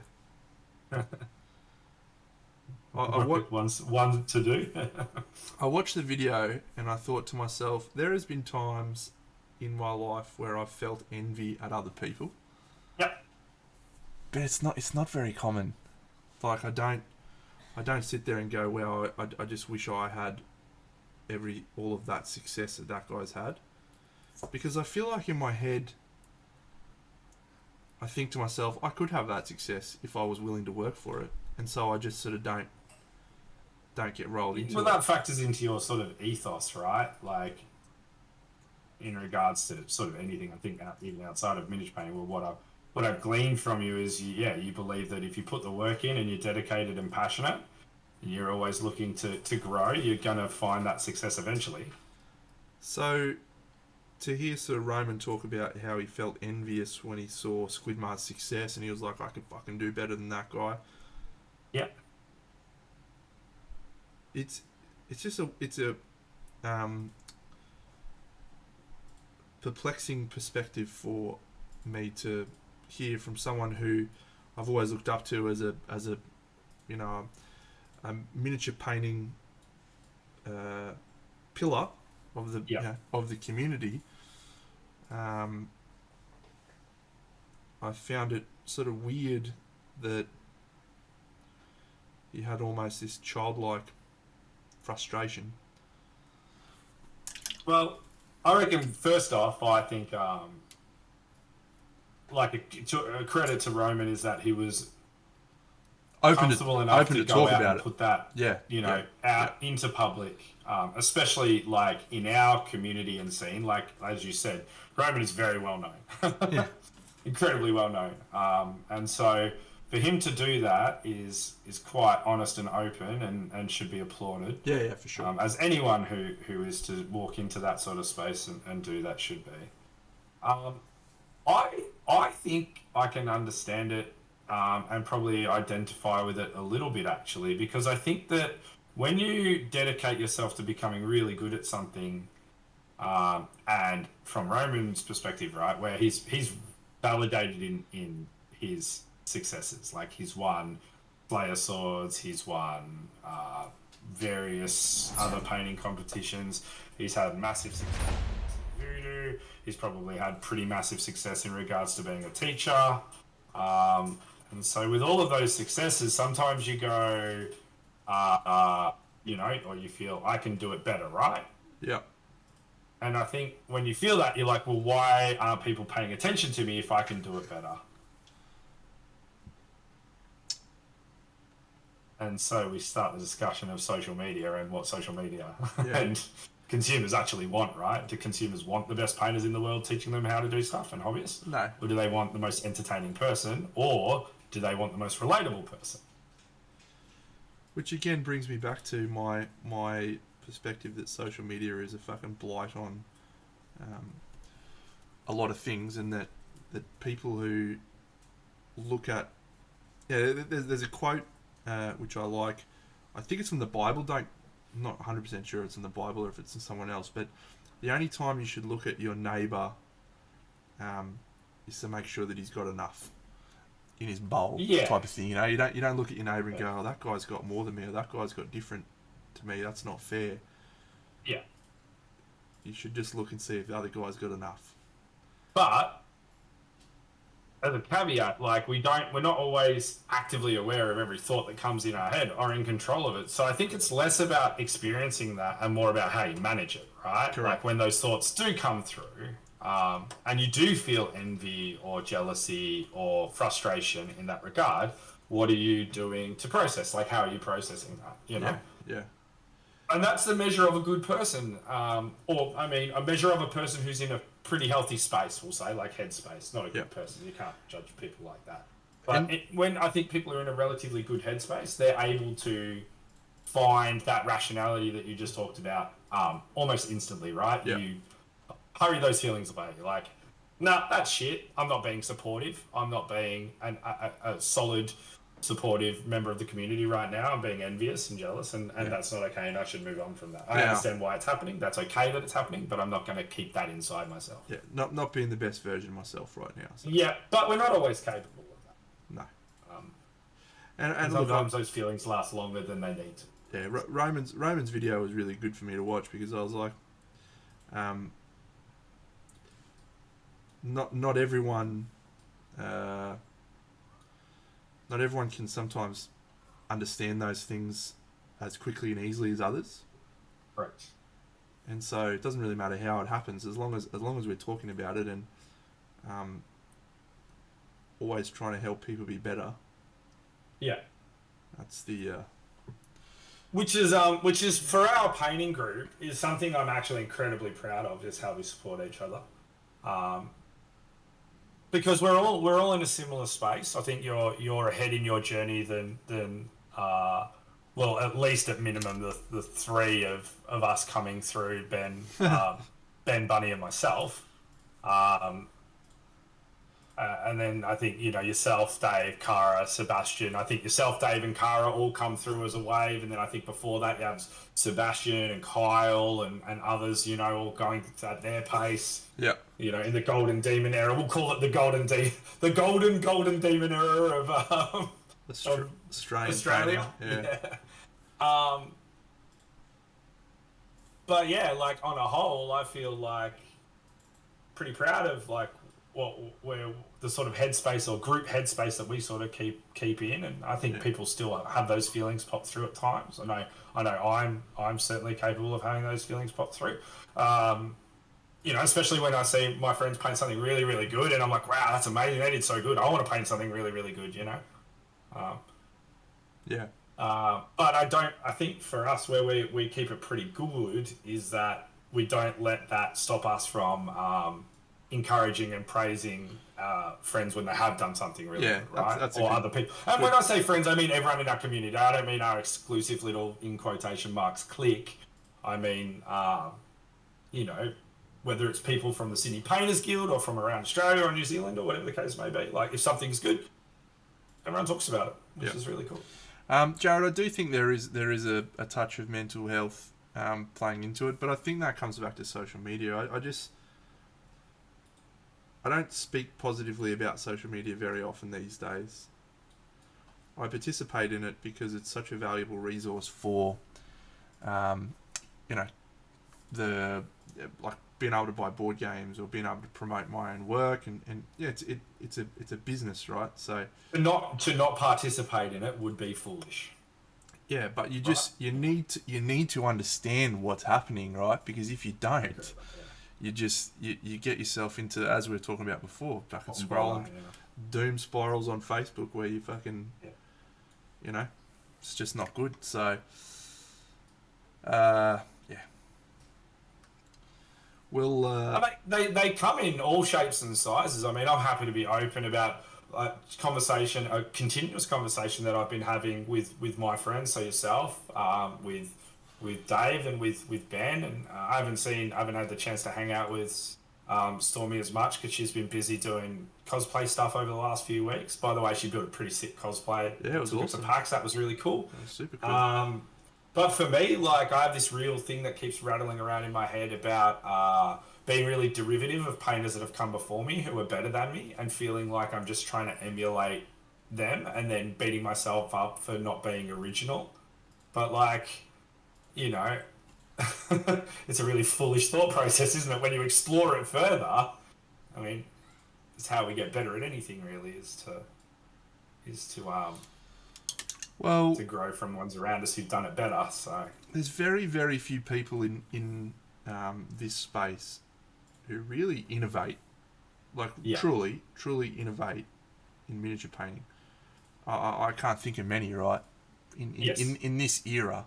So yeah, I think it's a foolish perspective to be wrapping yourself up in derivative. I mean, I'm derivative of Sergio, if you want to look at it like that. Yeah. The key is not going, well, that makes me bad.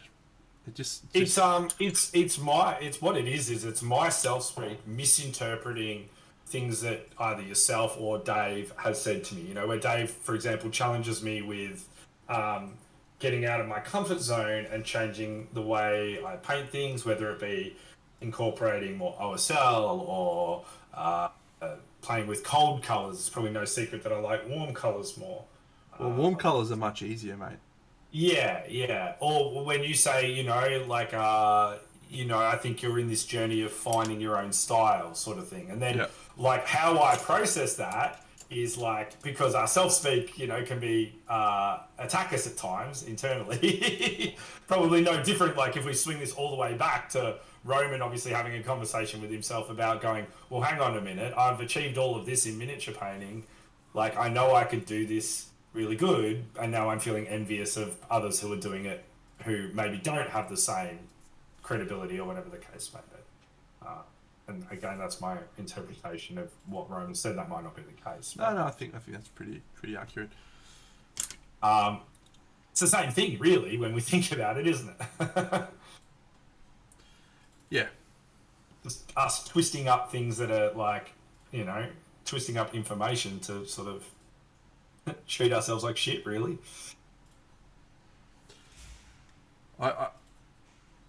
Yeah. I'm very far from perfect, but I think having a healthy ego is a good thing. I agree. Because there's very few people that will give you raps on shit that you do.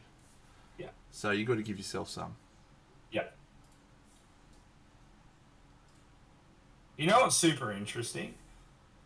What's super interesting is when you start to enter the competitive sports space. And we like to obviously sort of dip into that part of it because it's, you know, something that we both come from as well. But in the competitive sports space, you have to go out and believe you're the best out there, right? Yeah. And if you don't, what are you even there for? And so, like, the NBA is a classic one, you know. And I use the NBA because it's, you know, there's only 500 players in the league at any one time in the NBA. That's the best 500 players in the world. And every single one of them players for their whole entire life has been telling themselves, you're the best player in the world. Whether it's true or not, they have to believe that to get to where they're going, right? Yep. Now, that's a pretty fine line you walk between confidence in yourself and ego, and then ego and toxic ego. Yeah.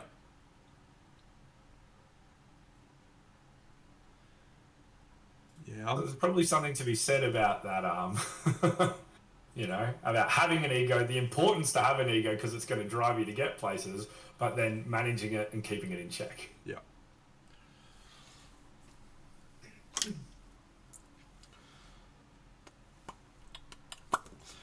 I agree. Yeah, Rocket's been giving me a spray recently because I think I'm a big fan of myself. Yeah. So it's good. It's good to have her around to keep me grounded a little bit more. Because there's some shit I'm really good at and some shit I'm terrible at. So it's good to have acknowledgement of the things I'm terrible at. But the stuff around other people and like worrying about what other people think, just does not even factor in. Yeah. And I think that just comes from a confidence in yourself to know, like, again, like it'd be, you've done things, mate, you know, like, and everyone's done things, but in this space in particular, you've done things, you know. Well, you've been doing it for a long time. Like, you traveled the world playing games competitively. Yeah. You had success. You've played competitively on a local level. You've had success. Yeah. You've painted locally and had success, and traveled the world and painted and had success. You've had success in teaching. Yeah, when you put it like that, mate, it makes a little bit more sense why I walk around with a strut. But yeah, I walked around with a strut before I did any of that shit. Maybe one might say that you had to have to walk around with a strut before any of that to get to where you're going in the first place. Maybe. Oh, there it is. Yeah. Rocket thinks. What do you say, Rocket? It's that I talk about things when I'm an expert when I'm not an expert. Correct. Yeah, we're all guilty of that at times. I'm an expert in something, but you think that you know. Rocket's an expert in a lot of things that I have no idea about, but I'll also provide my opinion on those things, and that. You tried to explain the aviation industry to me yesterday. Yeah, I tried to explain the aviation industry to her yesterday. She didn't appreciate that. Yeah, that was probably pretty silly of you, wasn't it? But hey, you know, Rocket tries to explain to us that steel isn't overused and colour that doesn't belong in miniature painting. For that one, she's utterly fried. She just copped that one on the chin there. Yeah. That is a fair comeback. Good times. Yeah, look, your observation there is fascinating, right? Without the ego, do you achieve the success? Yeah. And the answer is probably no. But it's about tempering that ego and having it be a positive thing and not a negative thing. Because ego is essential. Yeah. But ego is a driver, right? It's your ego that doesn't let you fail. Yeah. You know? Because and this is a thing that many people, this is a thing that I've said to many people, and some of them just like, you're an idiot. But I look in the mirror and I go, fuck, you're a legend, Deno. Yep. Apparently that's not normal. Oh, yeah, look, that might not be, but listen, mate, however you like to pat yourself on the back, and everyone does it in different ways, fuck, if it works for you, it works for you. That's all that matters. But it's weird to me think that everyone in the chat is familiar with the come on, Deno, come on, mate. Come on, come on. You know, which is Deno's, focus up mantra, like... Fire up, son. Yeah.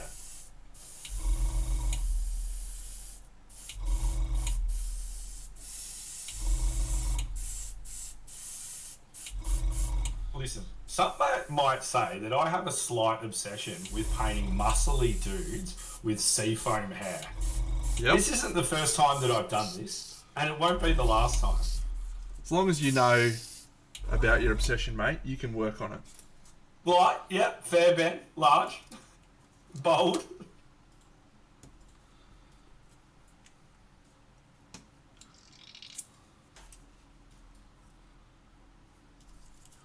Let's go and have a look at what Bucks is painting, shall we, friends? We can do that. We have the technology.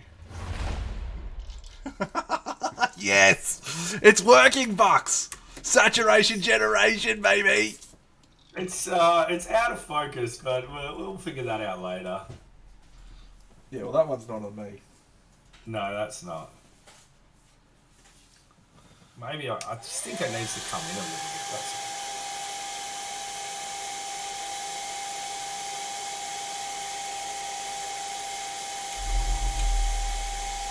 Talking about sat generation.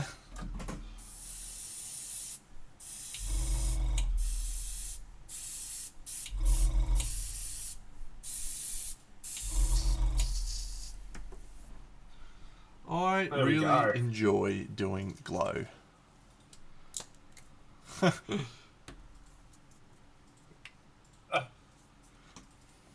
Is that a quiet confidence, Ben, that's coming through?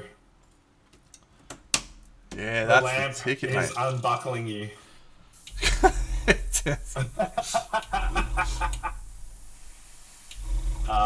Facts, mate. Facts.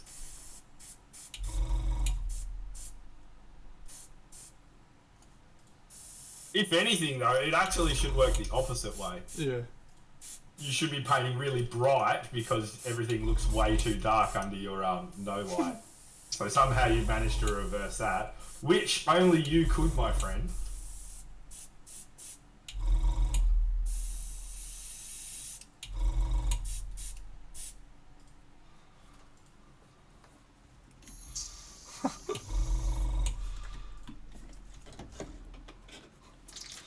Yeah, no, I'm looking forward to just catching everyone down there and hanging out and having a good time. I think it's going to be a nice experience for everyone to come back together again for probably the first real time. Yeah. Last year this year I guess was a great experience. Wonderful to see everyone, but so many people pulled out because of concerns over travel, or we had the fucking Or just getting sick. Or having sickness around them. yeah. So yeah, Not even knowing if it was going to happen. Remember, that was the thing. Well, we had Omicron happening as well. Yeah, CanCon didn't really get to go live properly at any point, did they? They were sort of like, it's go time, and it was like, wow, it's 4 weeks away. Yep. Something's happening. Maybe.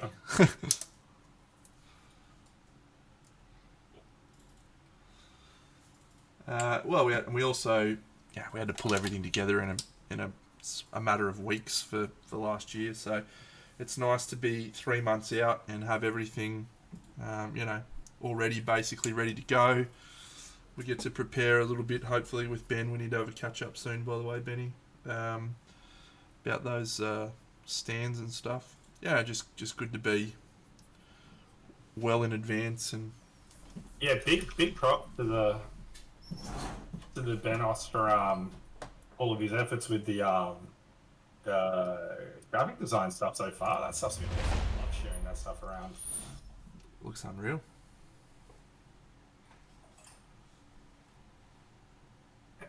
The mantra is maybe we might not be the biggest event, but we're going to be the best dressed. Oh.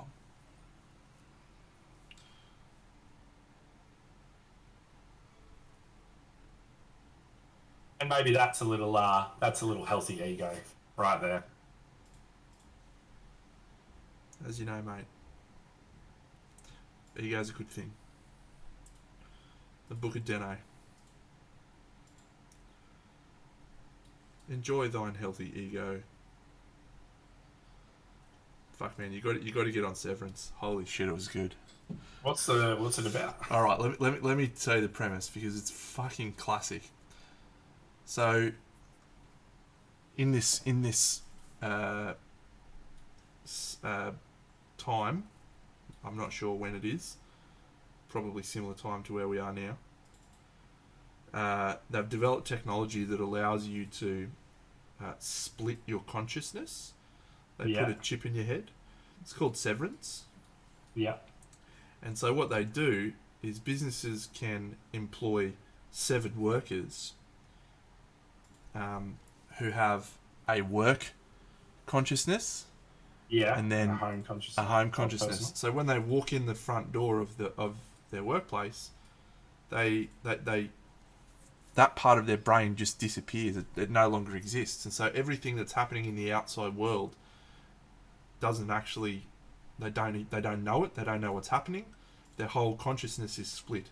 So they'll walk into work, and their other part of their brain will basically switch on, but for that part of their brain, no time has elapsed. So they'll walk into the elevator, or wherever the door, the elevator will close, and then it'll basically open for them again, and they walk back out, and they're back at work. And so their entire life is a perpetual work cycle for the people that live. They're called innies, the people that live inside the workplace, and then the outies, the people who actually have the life and control the body and go and sleep and do whatever else they do. So it's mate, it's an absolute head fuck to start the show. I love it. It's a amazing premise. And because they're the workers that live inside the workplace are, in some ways they're just sort of born in there. Their whole existence is just work. So they get enthusiastic about, oh yay, I'm gonna get a fucking finger trap today. Yeah, it's nothing. Like their whole existence is around work. It's a crazy premise. The show is tremendous. 11 out of 10. Would recommend.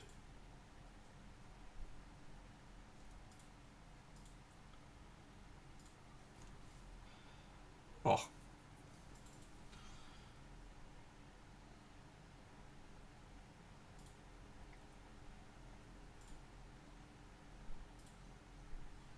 So yeah, the show follows the protagonist, Mark, as he basically tries to figure out what's going on inside his workplace from the outside, even though they're not allowed to pass notes to each other, they're not allowed to communicate with their outies at all. It's wild, man. It's wild. Absolutely wild.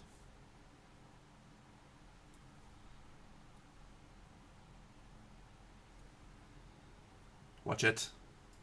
Watch it. Yeah, I'll give it a crack. Yeah, you'll like it. I've just finished up shows now, so. I Could picked be. up The Witcher. I'm like 3 episodes into the new season of season 2 of The Witcher. It's not new at all. It's pretty good. I enjoyed It's it. fine, yeah. I don't know, for whatever reason, I just can't fully immerse myself in Witcher as a franchise, I guess. But Second season does get stronger. I remember it I started think it's pretty not slow. not a Witcher thing. I think it's a me thing. Because I didn't really enjoy the first season, and then I thought that's pretty shit, Andrew. Go back and rewatch it and give it another go. And so the second time around, I really did enjoy it. But I've sort of started the same way with It season two. So season two really it was a struggle for me at the start. I was like, fucking hell, what is happening in this season? But it really picks up. yeah.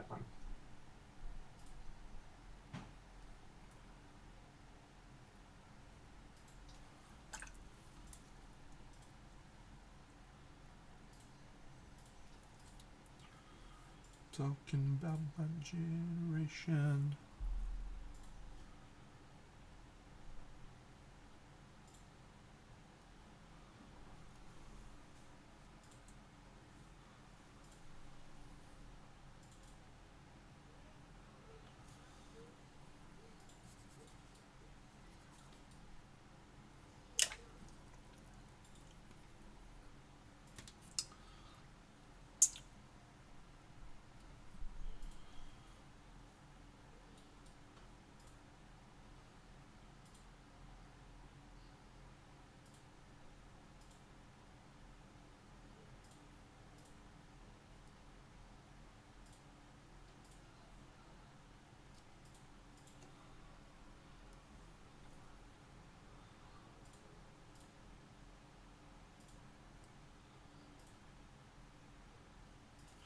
What a novel experience it is, Bucks, to just be able to go, let's have a look at Andrew's fucking... And me like quickly be like, shit, get it in focus. What Put it on the screen. what colour are you mucking around with there? Right now, I'm just pushing in one of my favourite colours, which is Burnt red? red. No, it's Alizarian Crimson from Golden in the High Flow range. It's a really nice face colour, like face shadows colour. So I'm just pushing a little bit into the brows, just to deepen those the furrow. That's the right term, isn't it? The furrow of the brow. It is indeed, yes. Yeah, and just under the eyes. Look, his face is fine. It's not one of the faces I think I'm going to go absolutely to town on. I don't think it's got that sort of space for it.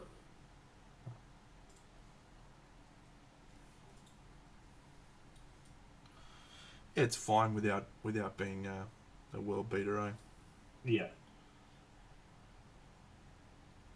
You can't pay your best model every time. Ricky, you learn that better, right?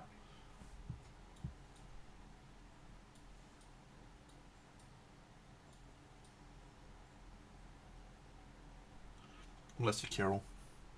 Unless you're Kirill. But then again, how many models does Kirill paint a year now?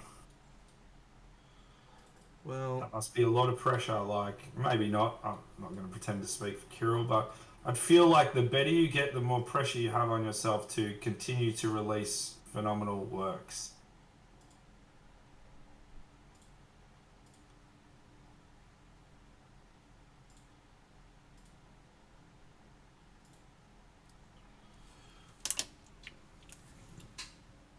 that is definitely the case for most people.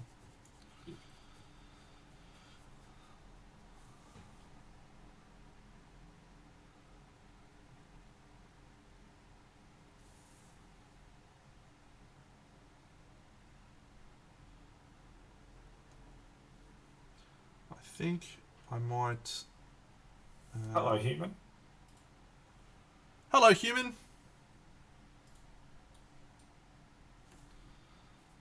I think I might try and push on and finish this project.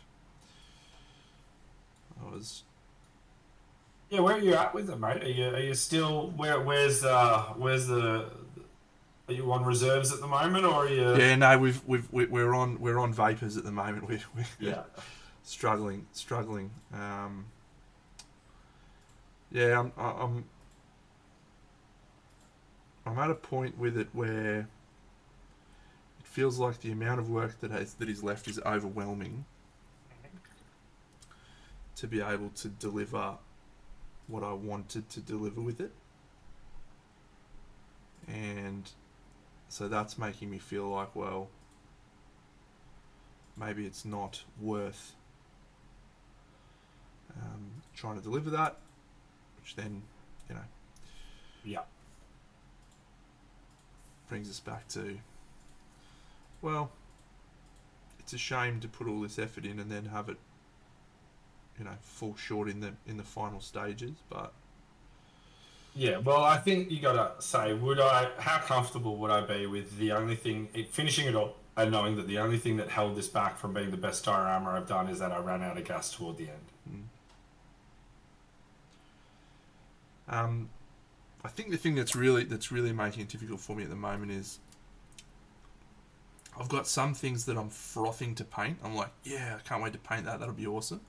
And then got some things that feel like a chore. Yeah. And I haven't. This is a bust that Andy's actually painting human. So that's pretty cool. Yeah, this is Breast the Old Barbarian.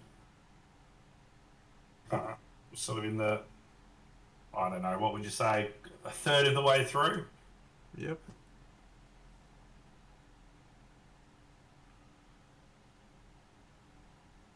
The figure that I'm painting is for a diorama. Here's my figure. Boom. She is for a diorama. With a glowy base.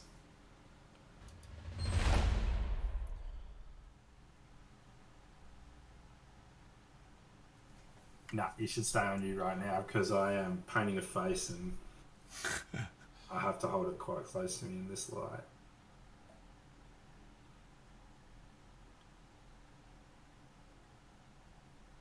It's time for the stream veteran to carry the load. Roger, Roger. Switching back. Dental cat. Well, now we're back from outer space.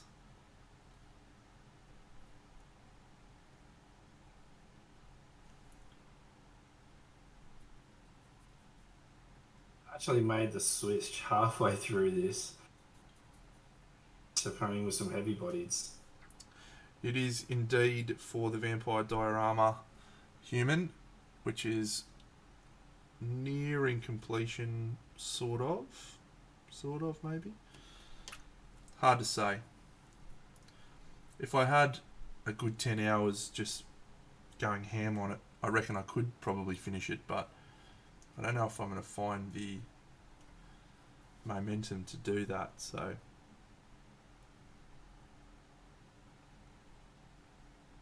it may take longer.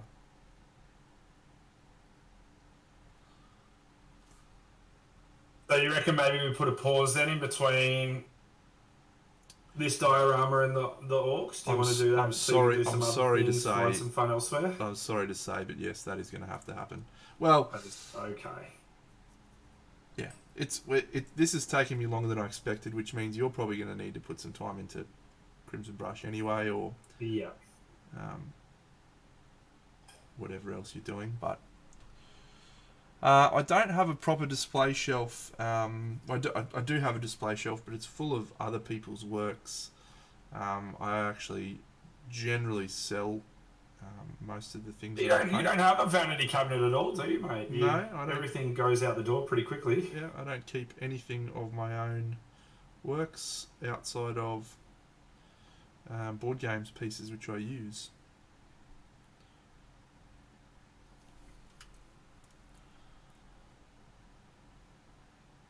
Tell you one thing, after Crimson, I think I'm going to do some army painting and miniature stuff more for a little bit.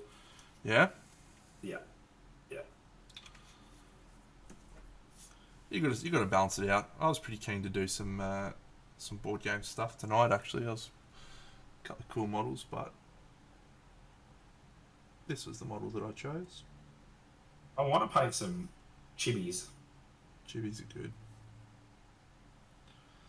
Chibis are good. And I want to paint without, like, maybe painting display. You know? Yeah. Why don't I keep my own work? Well, human, as wanky as this sounds, the experience of painting it is more important to me than the result of painting it. I do this purely for enjoyment. I don't do it because I'm like, fuck yeah, I'm so good.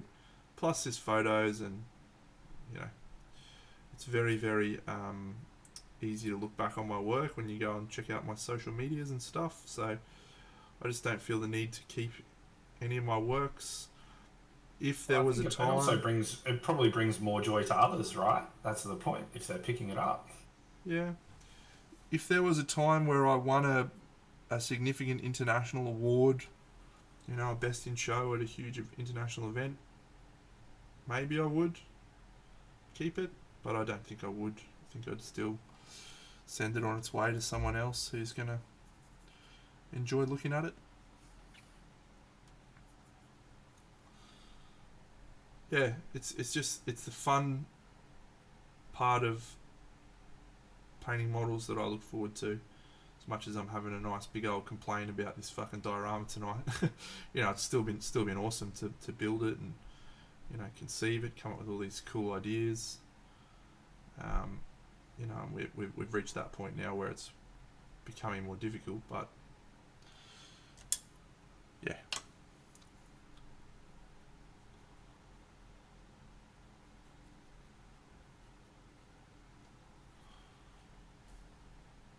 what's your favourite part of painting a miniature, mate? Is it painting flesh? Yes. You said that in the past. Yes, skin. Is it skin, like, all across the body, or, like, say for me, like, probably painting faces is my most favourite part. Yeah. Which is obviously still painting skin, but more. Well, it depends. It depends on if you're talking about a bust or if you're talking about a figure. Yeah, it's a broad question. I'll tell you, I prefer painting skin on a figure. Yeah. Than on a bust. I probably.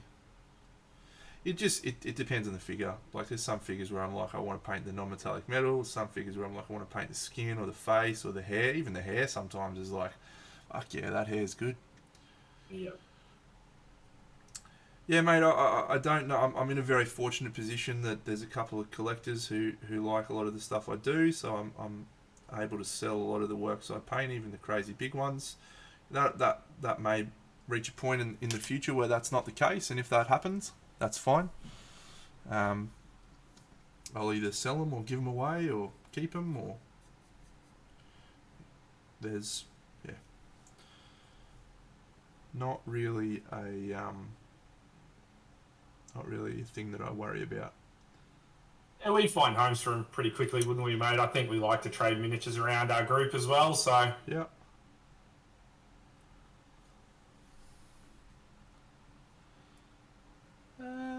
The new Herowitch. Have I seen the new Herowitch? Let me think. We had two new Hera models, actually. We had the new Hera Witch, and we also had the new Hera Alien... big demonic creature. Did you see that one? Nope. Maybe I did and just didn't remember it. I reckon you definitely did and didn't remember it. It's possible.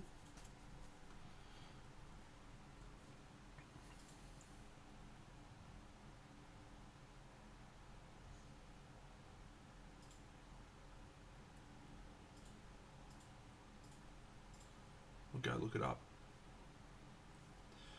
1 second.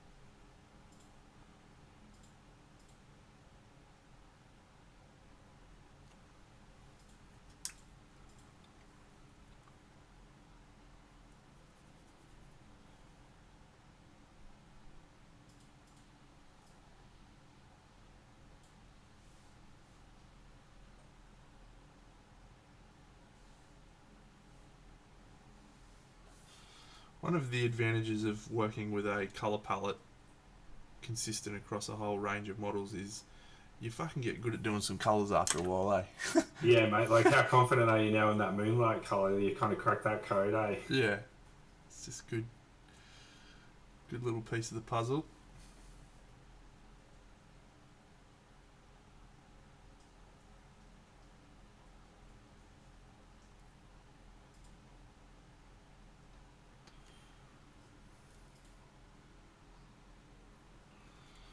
Oh no, just another brick in the wall.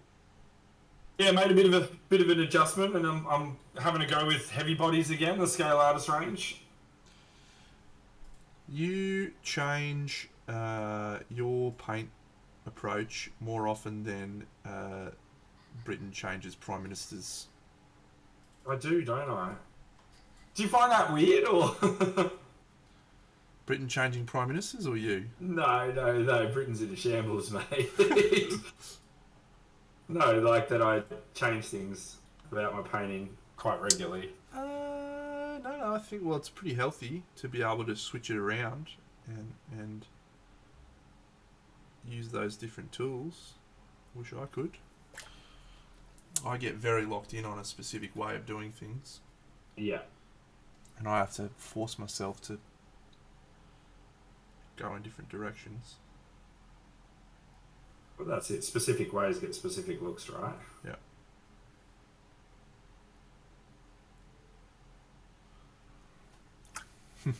Skull colour until I die.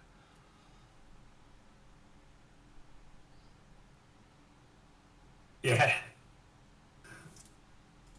You're a big fan, aren't you, Benny?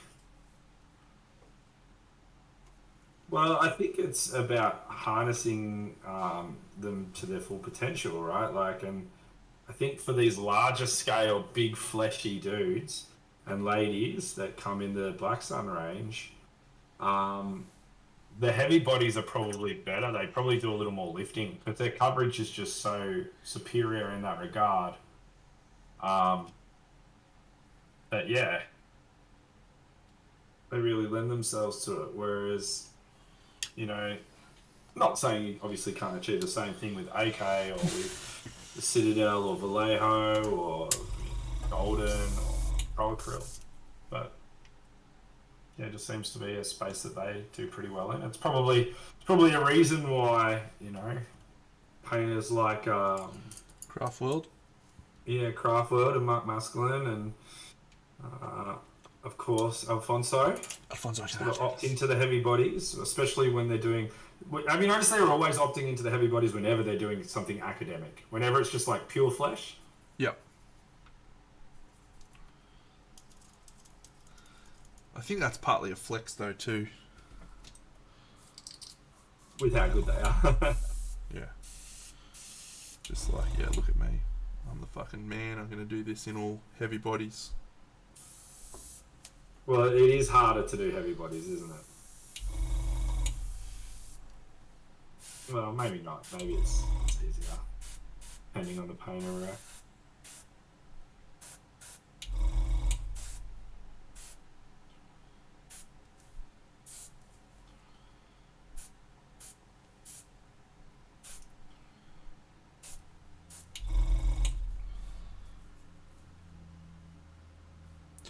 Hey, this has come out alright for 2 hours, I reckon. Yeah, it's looking really good. Really, really good. I can't do that, mate. I cannot harness these colder colours yet. I have not got that in my wheelhouse. Have you got any tips for an old friend? Let me think. Or even people in the chat, you know, do you use cold colours a lot? Do you have any tips for me? Learning goes both ways. Help your mate Andy out.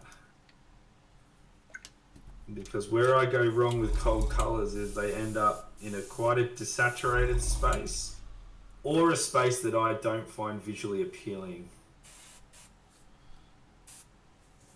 Cold colours are a exercise in desaturation. Yep.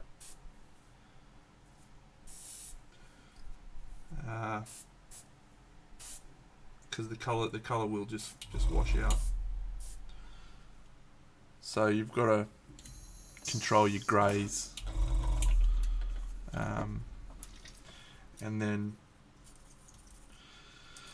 the advantage of a cold color is your highlight can be really high value and really light because because you're desaturating it, yeah. So you get to play probably with a little bit higher value. But yeah, I mean, I think there's cold reds, you know, there's cold purples, and so leaning into those colours to give you a little bit of warmth without, you know, totally. Yeah, because you've got to find value contrast. Correct. Still, right? So yeah. Well, you still do need temperature contrast as well. 100%. So Probably the level of contrast that's talked about the least is temperature contrast, isn't it? yeah. You know who's an absolute master of that, I find? Ruben Martinez. Oh. Tell me something Master Ruben of it. Martinez isn't a master of, mate. Yeah, indeed. But in particular, of late, like his last 4 or 5 pieces have just been like these insane examples of that. The moonlight loop player. Yeah. The night bathing in the sun. He's just a fucking wizard, man. He's a jet, isn't he? Would you like to say? He's an all-timer. Just absolutely criminally underrated, I think. Yeah. Not by the maestros, Yeah. but the world at large doesn't appreciate Ruben Martinez the way I do. They can't love you like I do, Ruben. Fakers Ruben. See, I think you see Miniature the other day. Yeah, he was doing some work with Ruben. Yeah, he was some that big private child. tuition. Yeah, he was that big child. What a legend. Good on him. That's one thing I love about that guy is, you know, he's constantly striving to improve, constantly striving to get better at.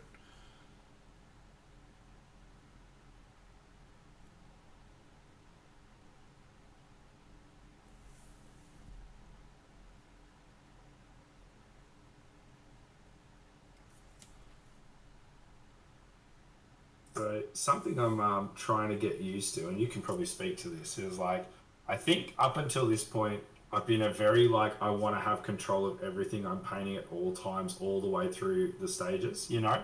And probably I'm guilty of overworking things incredibly. And on this piece, I'm trying to let go of that, especially around the face, and just get those block colors in where they're supposed to be, and then refining at the end. Mm. That's been an interesting exercise in restraint for this project for me.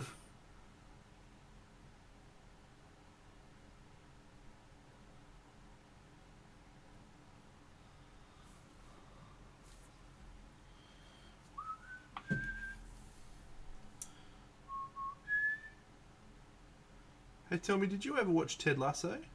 I didn't watch Ted Lasso, but that's not through lack of not wanting to. It's just time, mate. You know. You're just an embarrassment. That's all. Yeah. Well, mate. I mean, we traded shows, didn't we? Yeah. Was I supposed to watch Ted Lasso because you watched Expanse? I don't think that was the deal, was it? I think that was the deal, actually. Might have been Arcane, actually, mate. Yeah, you're right. It was Arcane. Yeah, so I've kind of let down the team on this one. Yeah, it's I'll take that. I expect that from you, mate. Yeah, that's fair enough. Shit bloke. I'm actually rewatching it, Ted Lasso. Are you really? Oh, so good.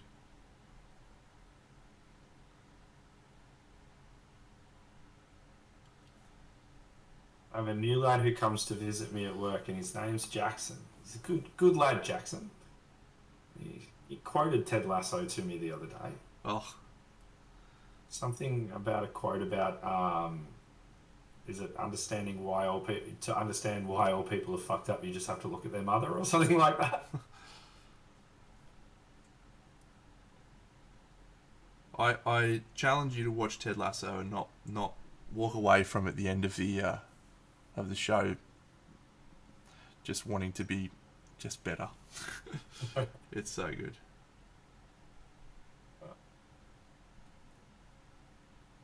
Yeah, I've heard the new Cyberpunk anime is really really good.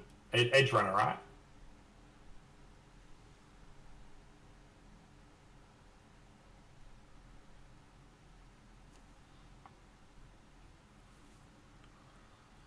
Yeah, might be all that you So I had the idea of a model that I wanted to create for Crimson Brush, care. Yep. but it requires meeting a sculptor and then getting him to sculpt the idea. What are the odds? Hey Torb, have you got a hot minute? Just need you to whip this up for me in the next 30 minutes, mate. I tossed up a similar idea. Obviously, I don't know what your idea is, but I met with a sculptor to talk about creating something for myself for a project I was doing, and Is this recently? well, I've done it twice. So once was with a sculptor from Steamforge. His name's Tom Leishman. Mm-hmm. We talked it through, and his rates were reasonable. I was like, oh, this is a possibility. And then he just couldn't find time to do it, so it ended up falling by the wayside. And then next time was Jonah. Nice. I asked him about sculpting the chick in the middle. Oh yeah, like the angel. Yeah. Yeah, before I was able to access Amitriel.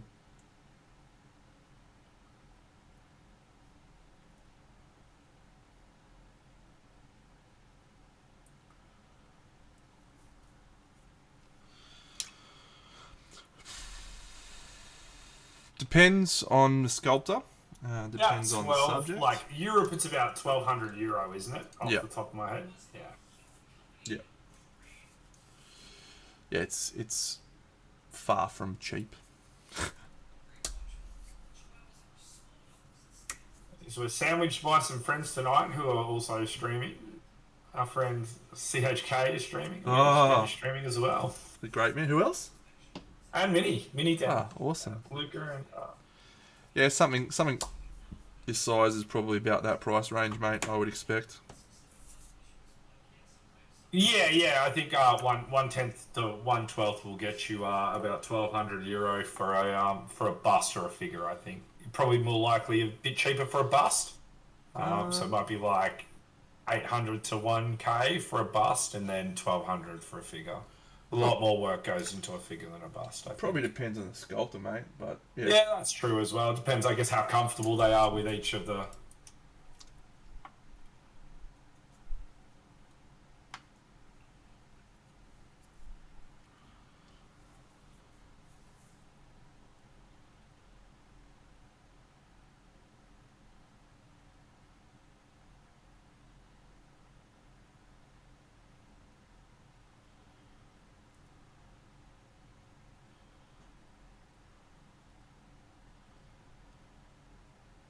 Throwing it all the way back to talking about Squidmar's Kickstarter, Andy Waddle might have just painted the best set of eyes.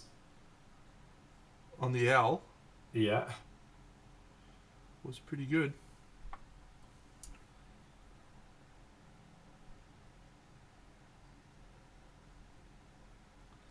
I do like Andy's style. As you know, I have one of his pieces. You do. Speaking of which, when is the wonderful piece from Eric arriving? Do you know? Is it for an event? I haven't messaged him in a while. Actually, he hasn't sent it. I don't think we sort of talked about it. He'll be taking it to Monty, won't he? Well, yeah, that's the thing. I said to him, mate, keep it at Monty if you want, and then send it after that. And he's like, well, I haven't decided what I'm taking to Monty yet, so he said he'll let me know if he's taking it to Monty, and if so, then it'll be after that. Yeah. But if he decides he's not going to take it, he'll try and send it before. So, but I'll send him a message and see where he's at.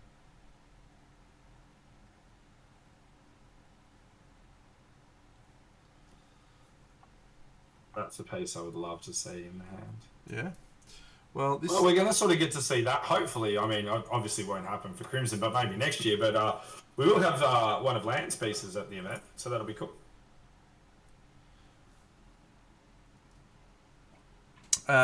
Human Monty is a miniature painting event held in Italy, in a town called Monte San Savino. And yeah, it's a big painting competition where sort of end of year event. Majority of the world's best painters head along to it.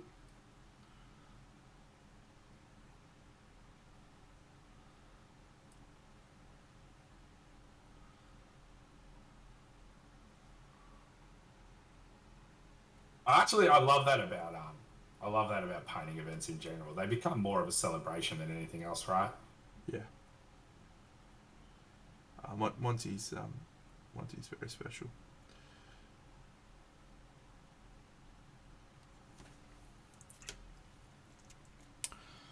All right, I think I'm going to call that done. So let's just do a little fashion show. Actually, what I'll do is I'll bring these two side by side so we can see cold versus warm. Interesting. Wonder if that's going to work. They have quite a bit of distance between the two of them. Yeah. Mithril's horns, her crown of iron, is probably going to have to embrace some of the colours, the environmental colours. Yeah. And probably so will her clothing. Yeah. As it's white, right? And white clothing always reflects. This guy ended up turning out pretty cool.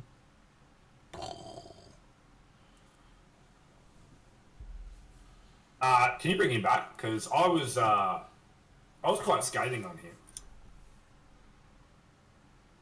And I think you've done a much better job at bringing it back in line now. So good job, mate. Thanks, buddy. This guy.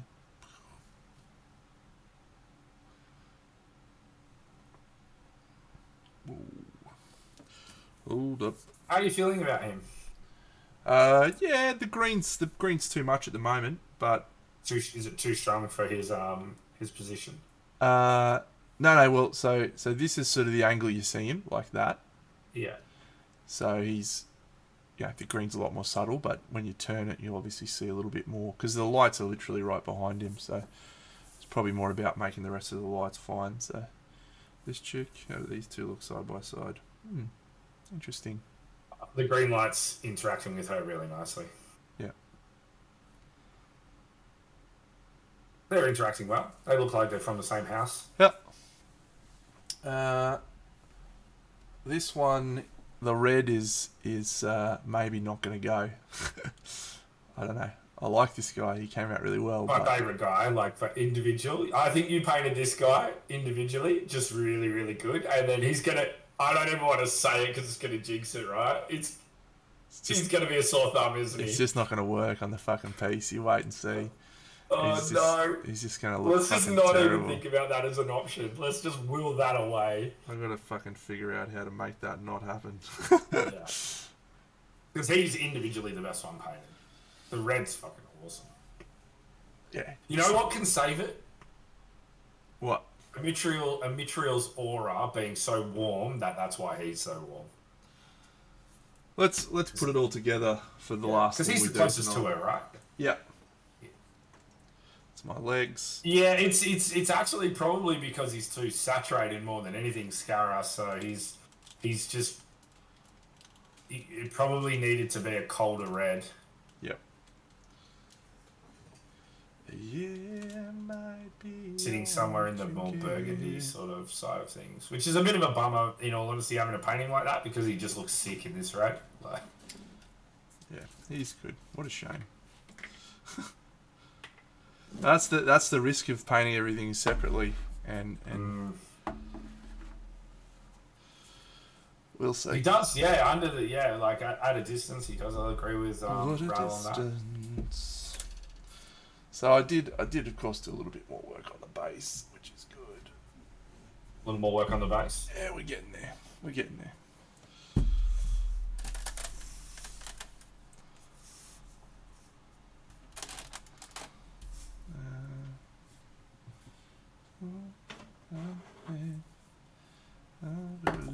Yeah, nice. You changed the light to green now, the candle light to a green. Yep.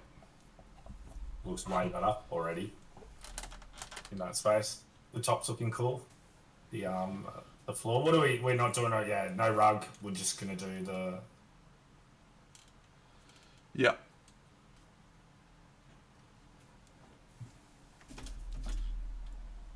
you yet to give me my crumbling windowsill. I have not done your crumbling windowsill, but I think the temperature and the color palette sits a little bit better now. It does, yeah. Yeah, so just move that back. There we go. All right, so you can see everyone now, so that's good. So let's put some people on, see how it looks.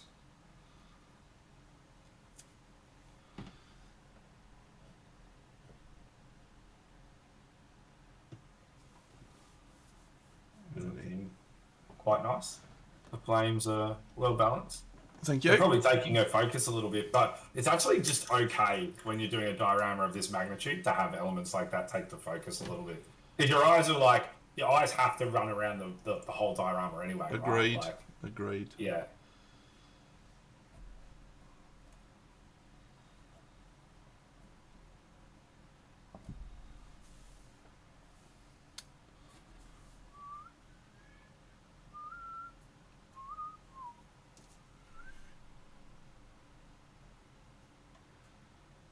Gotta find a fucking feet hole. Get in there.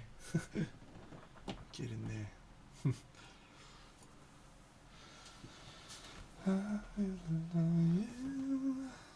I've got to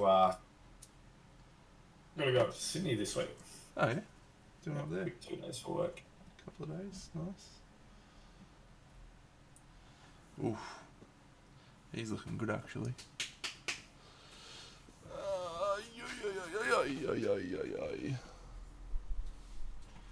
We'll have to get Rocket's opinion on this. Are you ready for that?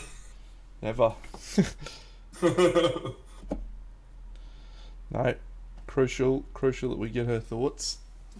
It is.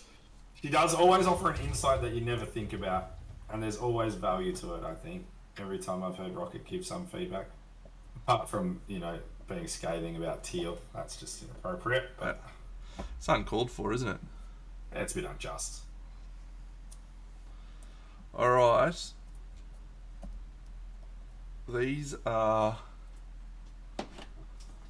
most of the ones that I know will work. Although we do need to paint this guy's wings. But yeah. That is looking pretty cool actually. Pretty cool. That's looking sick, dude. What are you talking about? Where are you? Why are you wavering? It's it's looking the best by a long shot that it's even like close to looked. You're just trying to ramp me up, and that's No, okay. I'm not. That's I'm okay. honest with you, mate. I'm being as honest as I can be. I understand when you said how you were feeling about it, right? I understood that from my last perspective on the piece. I was like, there's a lot to do. He's got a lot of balancing to do. He's still got to finish. He hasn't even finished a single model yet for it. I understand where he's at. Seeing this now, pull your head out your ass. Come on, mate. You got this. We'll see. Let's see. I haven't put a Mitriel on with the warmth. So, she obviously stands out like dog's balls right now. Right? But maybe we use that. You're supposed to. Yeah, maybe we use that to warm up the area around her, maybe? Like she was emanating, glowing. You can warm it up a little bit, but I don't. Like all. Her only problem right now is that she looks like she's been stuck on the base. So you've got to find a way to harmonise it to the base a little more. Yeah. Yeah, I got like people in the chat. He's a bit cooked, right? Like this is definitely the best it's been looking. Like this is the best it's looked. Rocket, What? can you come and give us your thoughts, or are you too cooked? Okay. Did it have to be clever? No, you don't have to be clever. People come here to listen to me talk, mate. Do you think they're expecting wisdom? The height of wisdom? No. Yeah, so things like that, Paula, are things that you don't really think about until now.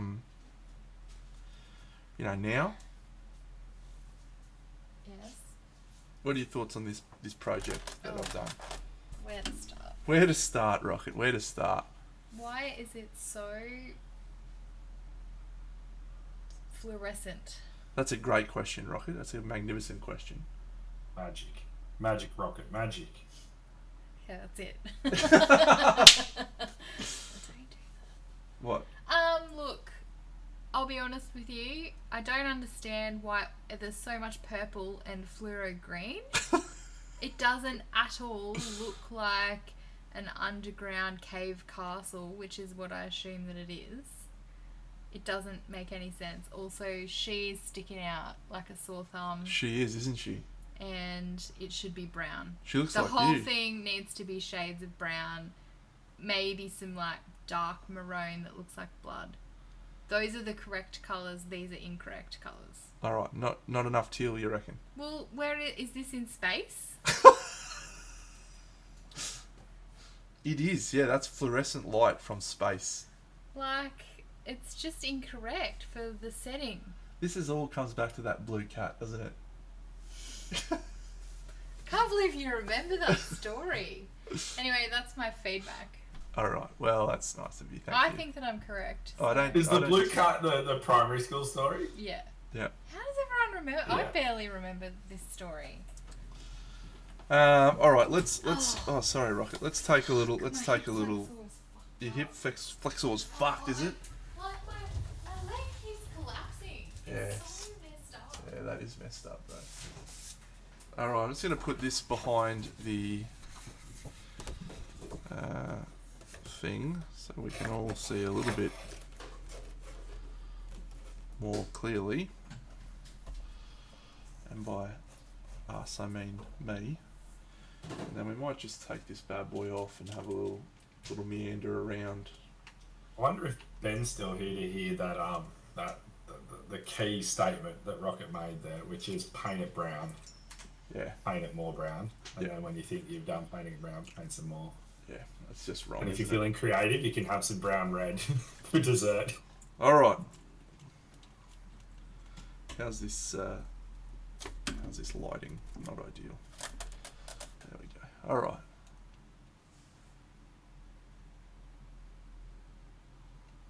I'm just reading the comments. Can you do a vote?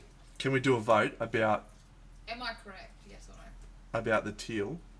You're not No, correct. it's not even the teal. It's the purple that's the problem this time, and the fluorescent stuff. That's not teal. That's lime. Yeah, it is lime.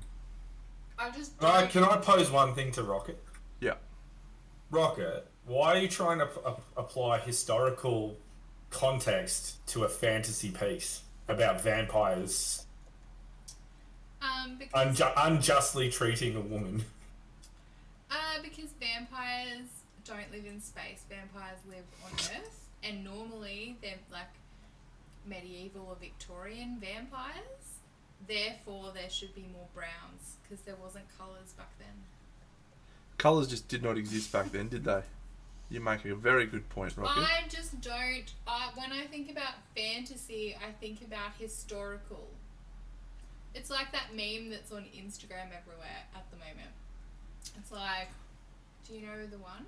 No, I don't Where follow it's social media. fantasy is like a horse pulling a cart.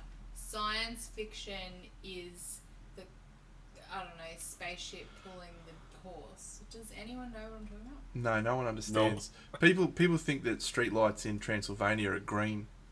Did you know that? Eerie green colours. All right, I'm gonna put this back up. Here's where my head's at, and it's interesting. You say the composition's good. I don't like the composition. Oh, chocolate ball, yeah. There's only one left. Yeah, it's mine. Haha. I don't think I like the composition. You know? It feels... She's too alone.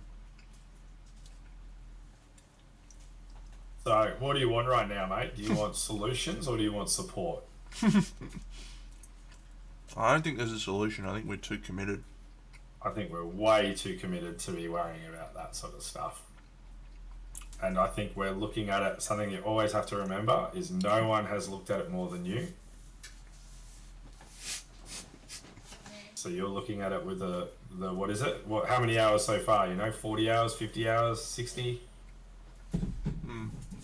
Yeah, it's just 60 hours worth of viewing versus most people are going to look at it for an hour. That's a long time for someone to look at something. Because when I look at this angle up here,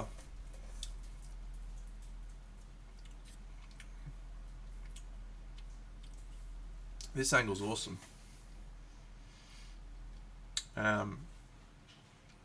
So maybe the learning thing is that you probably didn't put enough wall in the back. Maybe there needed to be more wall, like coming around on the what could have helped it feel more like a inside of a cavern or inside of a castle was having it be cylindrical.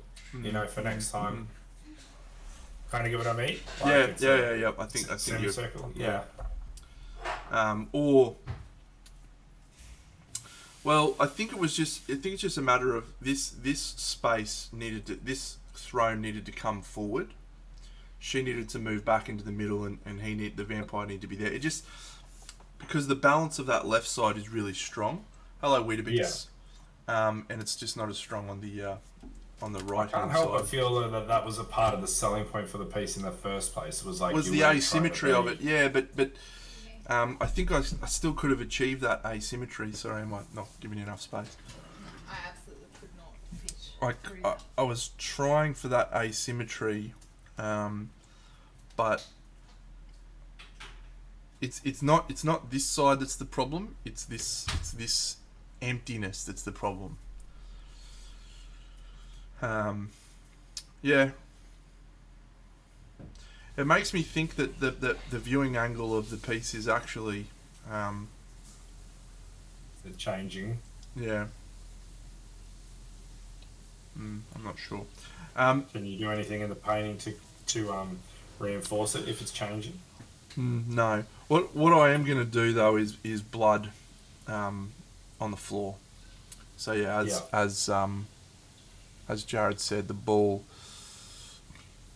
ball's going to really, the blood is going to really change up the base, right? So if this is all pools of blood and there's rivers of blood, the gloss is going to create a different, viewing perspective on it all. So that could work okay. Not sure.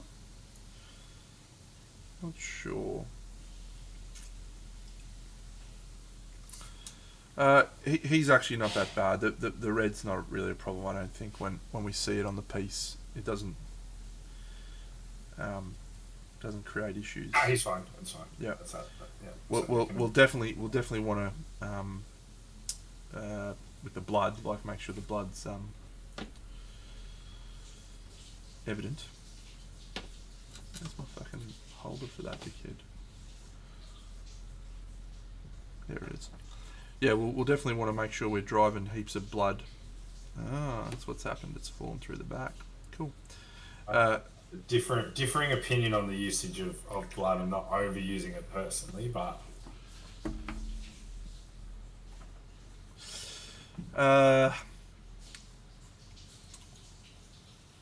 The blood will be so dark it's almost black. Yeah. Well, that's cool. I mean, if it's interpretive, some people might see it as just, cave wet or whatever. But my only concern is that if it's rich with blood, then these are wealthy vampires. Well, no, he's a wealthy vampire. Everyone else is coming to his house. Yeah. And he's like, feast with me, my brothers. Drink blood from the floor, you useless fucks.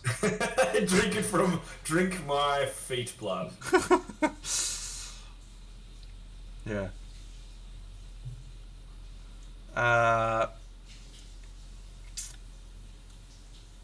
Cool. Alright. So, I'm just going to slide this in now, which won't actually do anything for the most part. Yep, so I'm going to paint some clouds and a moon on this little thing. Yeah. Or the clouds rather, and then the moon's the LED. And I'll probably do a couple of little, shapes on the LED surface so that it's got shapes from the moon. Crazy, but just sticking the black card in behind it actually makes it potentially suit a backdrop. You think a backdrop would be the guy? In there, yeah, like caves, trailing off. Yeah. Like the depth of the cave trailing off. Yeah. Can you see it as well? Yeah, I can for sure. Yeah. Yeah. I'm going to take a photo of it with the backdrop and see, because it's... Yeah. Oh, where the fuck's my phone? Where did I put my phone? Is it here? I don't think so. I must have left it somewhere else. I'll be back. Just grabbing my phone. Let's have a look at what Buxy's doing. We'll go to Bucks Cam while I'm walking away. Just walk away, Renee. I am just glazing out this face right here, softening it because he's got some pretty strong ridges. So let's see if we can get it in.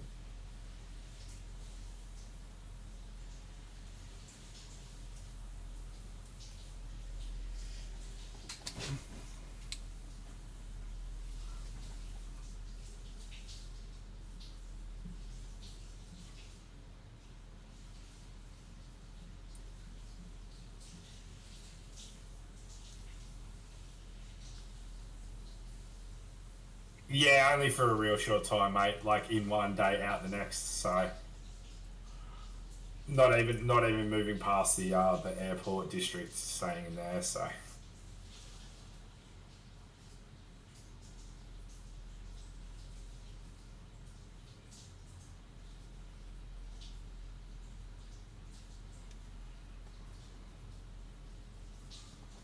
there we are.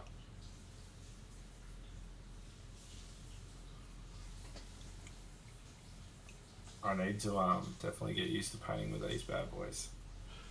Camera? Yeah, both camera and the heavy bodies.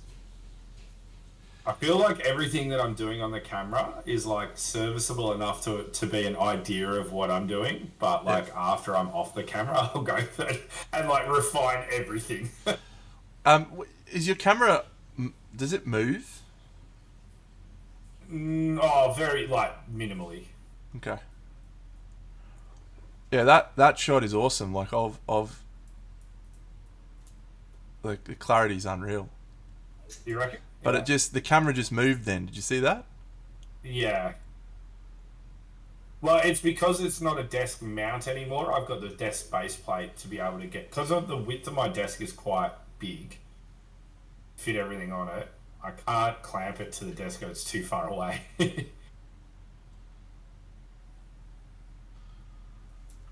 Do I think breast can be entered into a historical category? Absolutely it can. Dano's already done it. I did it, yeah. I literally did it. and the historical guys didn't say anything about it. And they're usually the first people to fucking have a go. Do I think that it's a historical model? Absolutely not. But never underestimate the rule of cool.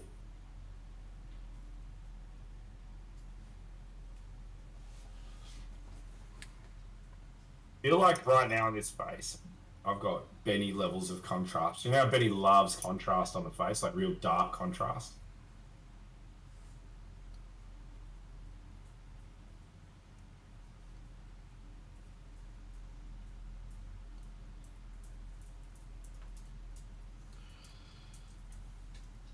Hey, buddy. What are you doing? Your teeth look stupid.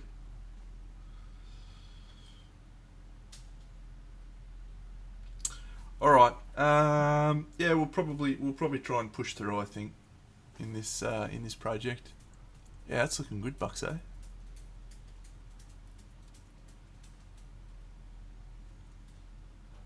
Saturation generation's working beautifully. We'll go back in a second. Friends, this is the end of tonight's stream. I am pleased with aspects of what are occurring on this, and I think we'll try and push through and see if we can try and finish it off this week. That might be the plan. So Awesome.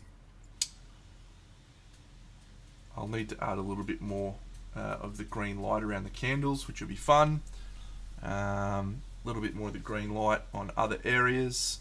Finish off the backdrop, and then we can go through systematically, model by model, finish them off. Yeah. That's it. Good session tonight, Buxo. Feel good. Yeah, it was a good session. We had a good chat tonight. We had lots to chat about. So, thanks to all the slap choppers and non-slap choppers out there. Slap and thanks choppers. to Roman for giving us a pretty awesome topic of conversation. Crimson Brush 2023. Bring it on. Slap chop. What are you going to do with all your free time there, mate? Are we going to co-host some interviews then? Well, I actually won't have that much free time because the judging didn't take that much time up. You know? Right.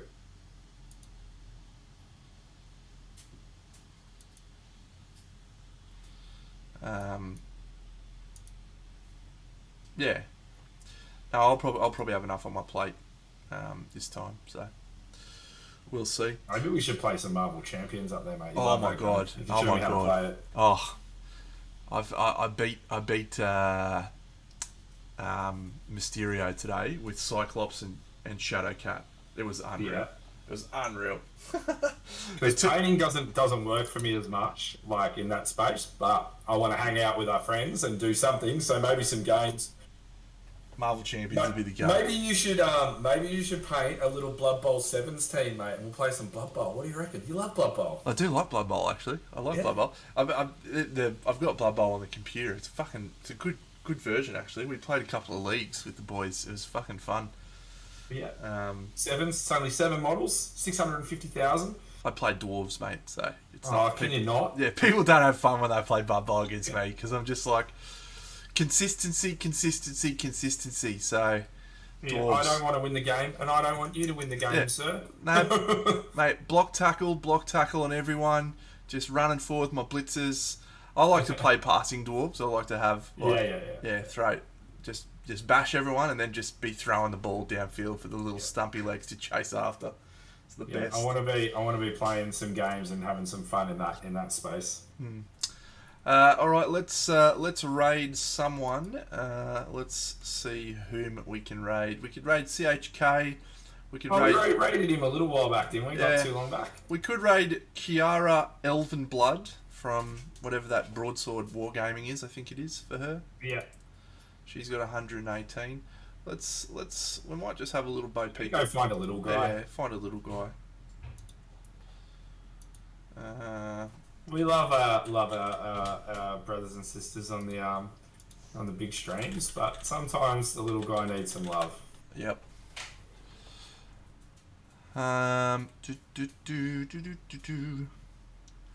Mango Smasher is gluing test schemes. Hecaton, extremely late stream. What are you doing, Hecaton? Well, you're doing a 360p stream. Nope, 648. Maybe that's my fault, not yours. He's painting Noblars. I'll tell you, there's a quiet storm at the moment building for Warhammer Old World. Yeah, Old World's looking good, eh? I'm not going to be able to stop myself, Trent. It's going to be full hog for Old World, I reckon. Even worse, because I was putting... Let's go raid Buddy Minis. I don't think I've raided Buddy Minis before. He's got a 1080p and he's painting Space Marines, so we'll go raid Buddy Minis. I'm looking, I'm like... He seems like a good bloke. I think I need to get to the opticians and get a new prescription. He needs to go to the opticians and get a new prescription again. Friends, I'll continue chipping away and I'll be back on Sunday morning. Very soon I'm going to be doing an Oathsworn live stream while the Kickstarter's on. That might even be this Sunday, so you might see me play a game of Oathsworn on Sunday instead of painting. But we'll continue chipping away with this project. So, very good, friends. See you all. See you, Bucks. See you, everyone. See you. Bye. Thank you.